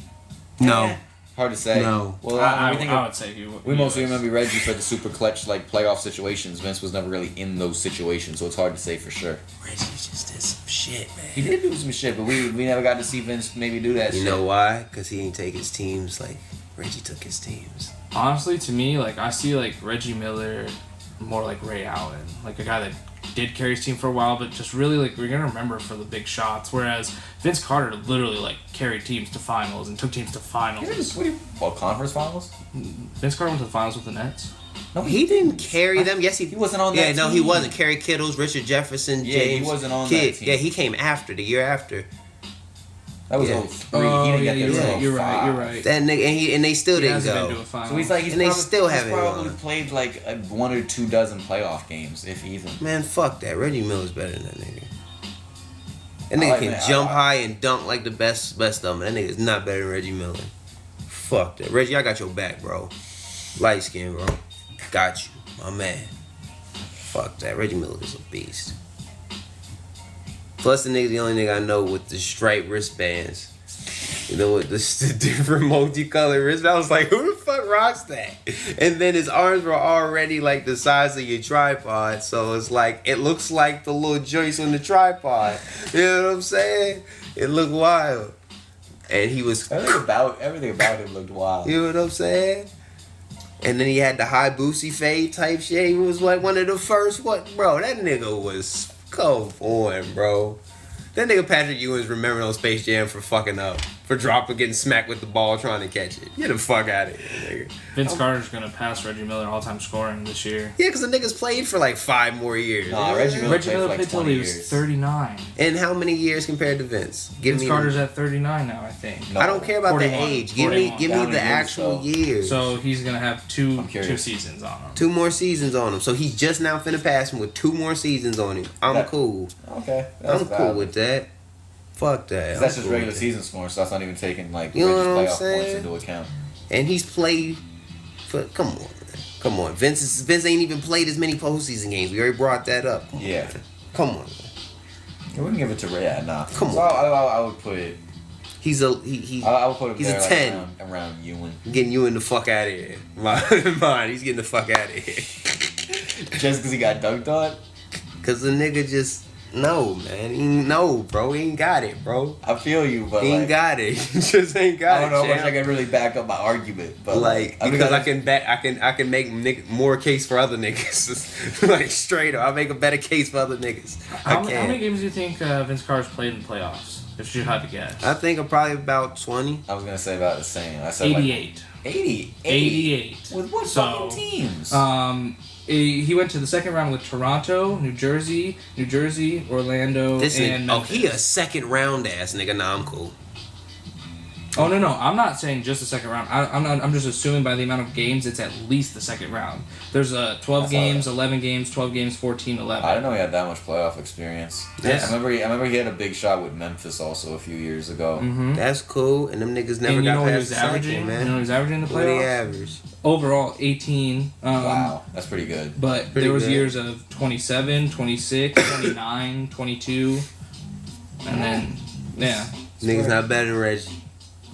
This nigga's over here making a case. Let me make a book of a case, and I got you, bro. If you want to talk about opportunity to bring back to a way back conversation, put Vince Carter on the same team. I don't know. He might have done what Reggie did, if not more. Nah. You ain't doing them crunch time decisions, bro. Vince Obviously, Carter's never been on like really, really good teams. You just ain't watched the games, bro. I guarantee you, it was some shit that he just did not pull out because niggas don't give a fuck. No, Vince Carter's actually pretty clutch. I mean, he wasn't really in those situations that much, but he hit some big shots. Yeah. When he needed to. You gotta put yourself in that position.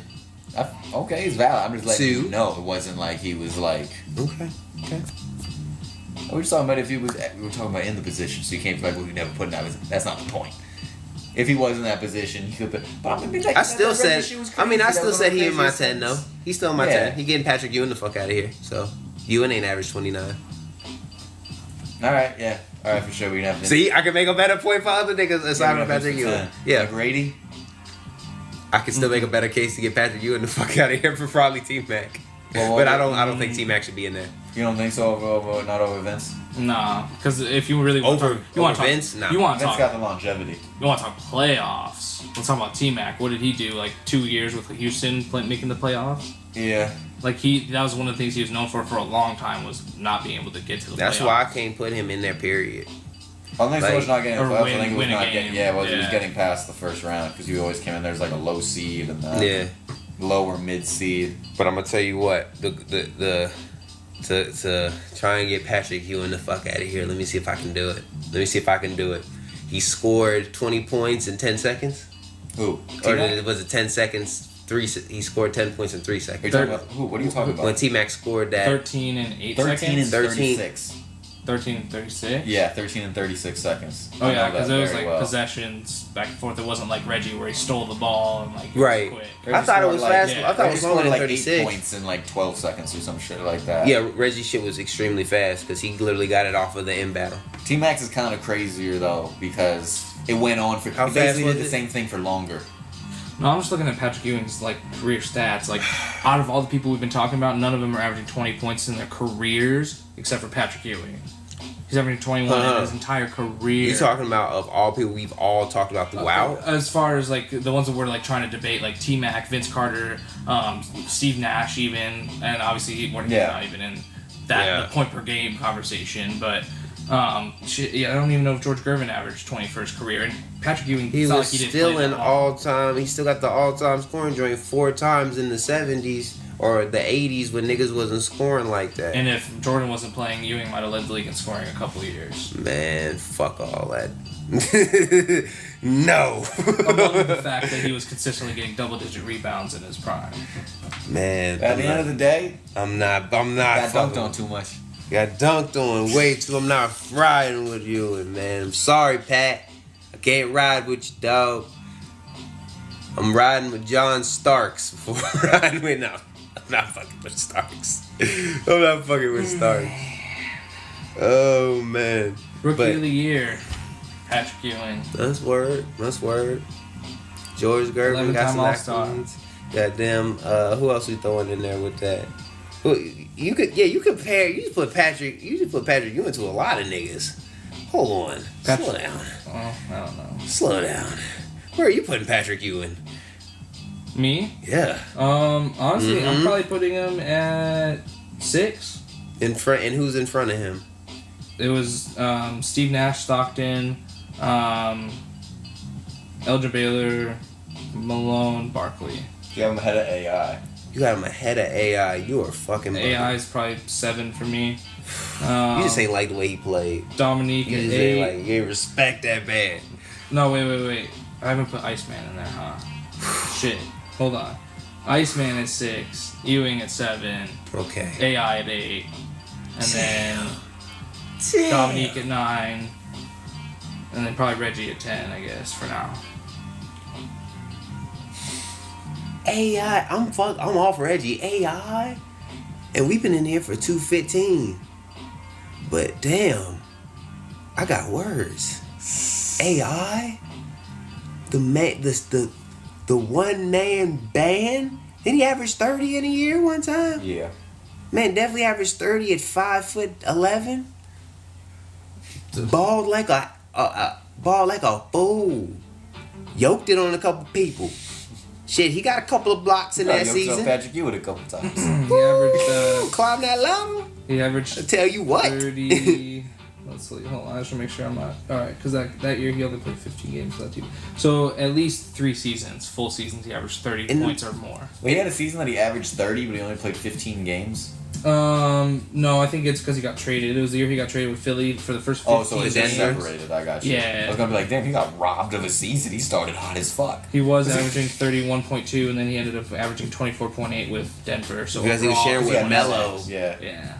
Come on, And dog. still averaged 26. Come Yeah, that's on, dog. crazy. Yeah, but How do you have 26 with Melo? I don't know. That's almost more impressive than averaging 30. And then when he did that, I actually kind of forgot how many assists he got. He was averaging 7 for a consistent amount of Yeah, games. you always dogging AIs with his assists, man. I thought we was past that. That man can dish the rock. Come on, man. Come on, AI at 8, my nigga. Yo, but also at the same time, looking at the minutes per game, you can make the Russell Westbrook argument. Nah, You just no, you stat can't. padding. No, the Russell Westbrook argument goes way beyond minutes. They weren't letting fucking AI get rebounds and shit like that. He was getting hurt No a way. lot. He was earning shit. He wasn't built like Russell Westbrook is to do what he's doing. He's doing it with a whole. I forgot P-Rock made his beat. This shit is so hard. Come on, bro. You remember the commercial when they showed AI and they started showing all of his injuries while he was getting ready? Yeah. Let's be real, bro. That man balled through a lot, and he still was That's weird. getting shit That done. commercial stick in my head just as a random thing I saw on TV as a kid and shit. Because, bro, that shit was real. And he was still playing. Till the arthritis hit that motherfucker, man. Still playing.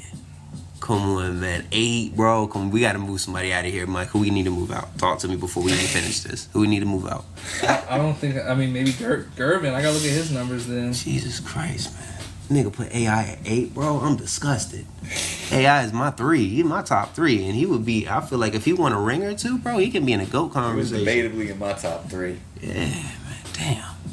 Yeah, I'm gonna got Gervin in front of him, so I'll put Gervin at 8 and then move AI down to 7. Yeah, good. You gotta remember, man. AI did that shit. All of these cats, a lot of these cats had some type of not just a star role player or a washed defensive all-star. It was more who George Gervin have. He had somebody on that Spurs teams where they was cold. There was somebody on them Spurs teams where he was cold. There was somebody on On the He averaged 33 in a year. Jesus. George. Yeah. George is a beast, but he played with somebody on them motherfucking teams. Man. On the Spurs. Yeah, there was. Who else was on those early Spurs? Look up one of them Spurs teams. They was alright. It was alright. There was somebody on them teams, man. Had to be. I've literally never heard of any of these people. I've never heard of a single one of these players. I swear. Like, I'm not joking. James Silas? I don't know. That's why he was Paul Silas, James Silas. Yeah. I don't know that motherfucker. That's why he was averaging fucking 33 a game. He had to. He's the only person putting up points. Are these ABA? Ron Brewer. Ron Brewer. Like the Ron Brewer. Boy. You said the Ron Brewer. Not Ronnie, but Ronnie Brewer. Okay. Man, damn, yeah, that's what I'm saying. He had no knows. one. That's what makes it more impressive. So I don't know. God, man, I don't know who any of these people are. Jeez, And bro. I like to consider Neither did myself he. a little bit of a, NBA historic aficionado, a little bit. Man. It's crazy. I'm putting AI in there, man. I gotta put AI in there. I feel you. I put AI in there. Nigga was 5'11" doing it, baby. You was a 6'1"? It's 5'11". You're not giving him 6'1"? Nigga's 5'11". Why you 5'11"? Me and him the same size. We looking eye to eye, dog. Yo, all right, I I found a name that I recognize. George Karl. He played with George On the Karl. 77-78 team. Nigga is so old. I didn't know George Karl played in the NBA. Yeah, he did. His son played too. For the Cavs at one point. For sure, Damn, though. known that. But yeah, George Karl don't even seem like the type of motherfucker that would have played in the NBA. you'll appreciate this one. What up? Mike D'Antoni. He played on the He's Spurs played team. with every fucking coach I didn't in know the Dan league. Tony played in the NBA. I knew he played Euro ball. 2 games. He played 2 games in the NBA? Oh, with the Spurs, yeah. He played 2 games in the NBA. And then I'm assuming KCO is probably the. Well, I guess I can just. Yeah, no, he was an The Italian Kansas City legend. Omaha Kings, who I think maybe were ABA, but This was ABA he played days. a couple of full seasons with them. Oh, And so he didn't play then- in the NBA, he played in the ABA, Dan Tony. And then, it says it right here. I'm fucking retarded. I love basketballreference.com. It's the best. It shows me what I need to see. But yeah, so 1, 2. He played 2 full seasons in the NBA and then like 11 more games. That's interesting. And then one year in the ABA. And to clarify, Balled what in. what year are these Spurs He teams? balled in Italy, though. 76, 77. Like, he was, When the he was ABA Kobe's market? favorite player, 17? like, growing up. And it probably wasn't for his fucking ABA career. D'Antoni? Or who the Yeah. fuck you talking about? D'Antoni? D'Antoni was Kobe's favorite player growing up. Because he grew up in I Italy thought it and was the shit. Kobe dude. Or not the Kobe dude, the other guy. The guy Oscar? who... No, the international legend. D'Antoni. No. D'Antoni's an international legend. The Big O. other... Oscar, the Big O, no? What other international The dudes? guy you that thinking of? played for the Brazil team. Yeah. The Big O. Oscar, He said The Taurus or D'Antoni. whatever. yeah. Nah, no. Kobe- Oscar, that's that dude that killed his wife, isn't it? All The fucking- right, the- this is the- getting dark. The runner with no legs or Yeah. whatever. I think you might be right. But it The is South something like African that. dude? Yeah. Oscar Schmidt. Oh, it's Oscar Schmidt. Yeah, Oscar Didn't they Daniel Bezerra Schmidt. They say Kobe looked up to him too. I ain't Yeah. heard that. I definitely It know. was the 2. They say there was speculation that he changed his jersey number to 24 because fucking D'Antoni rocked 24. It was 1-up in Jordan. I know that was the one up Jordan. It That's was a just Kobe the one move. up. And they also said there was 24 hours in a day and shit like that. But there was also Kobe said at one point that it was because of fucking. That's the hella reach. 24. Who told you? Who's the one who said Who the fuck ESPN? said that? Yeah, some motherfucker said that. Yeah, I mean, I rock with the Speculation. ESPN speculating. No, I mean, I Kobe- can see that shit. Kobe rocked with D'Antoni heavy. All right, man. So I mean, you keeping George in there. That's fine. I told you George is a top 5 for me. No, I'm still putting George below AI, I think. All right. Because they both did it with less good teams. So was AI shaving him? Where's AI shaving him? He's still a 7 for You me. still a 7? All right, man. Yeah. 7. I'm gonna get you. I'm outside of this. I'm gonna find this. We're gonna get to this later. Whenever Melo retires, he'll be ahead of him too. Get the fuck out of here. I'm so fucking done with this. All right, man. Anybody else got anything? Oh man. Shit. Real quick for the local Yotes fans, Shane Doan's numbers getting retired in February. That's kind of exciting. It's deservedly so. It's like one of the only kind of Phoenix athletes that we can claim besides like Larry Fitzgerald and fucking Brandon Webb and Randy Johnson and shit. I got a line about Shane Doan, but it ain't came out yet, and I don't want anybody biting it, so I'm gonna leave it at that. All right. Boom. Killer. Cliffhanger. All right, man. Bet. Well, Yeah, shout out Shane Doan. hey, man, it's a 3-man weave, and we out like that then. Yummy. Yummy. Yummy. Yummy. Yummy. Yummy. Yummy.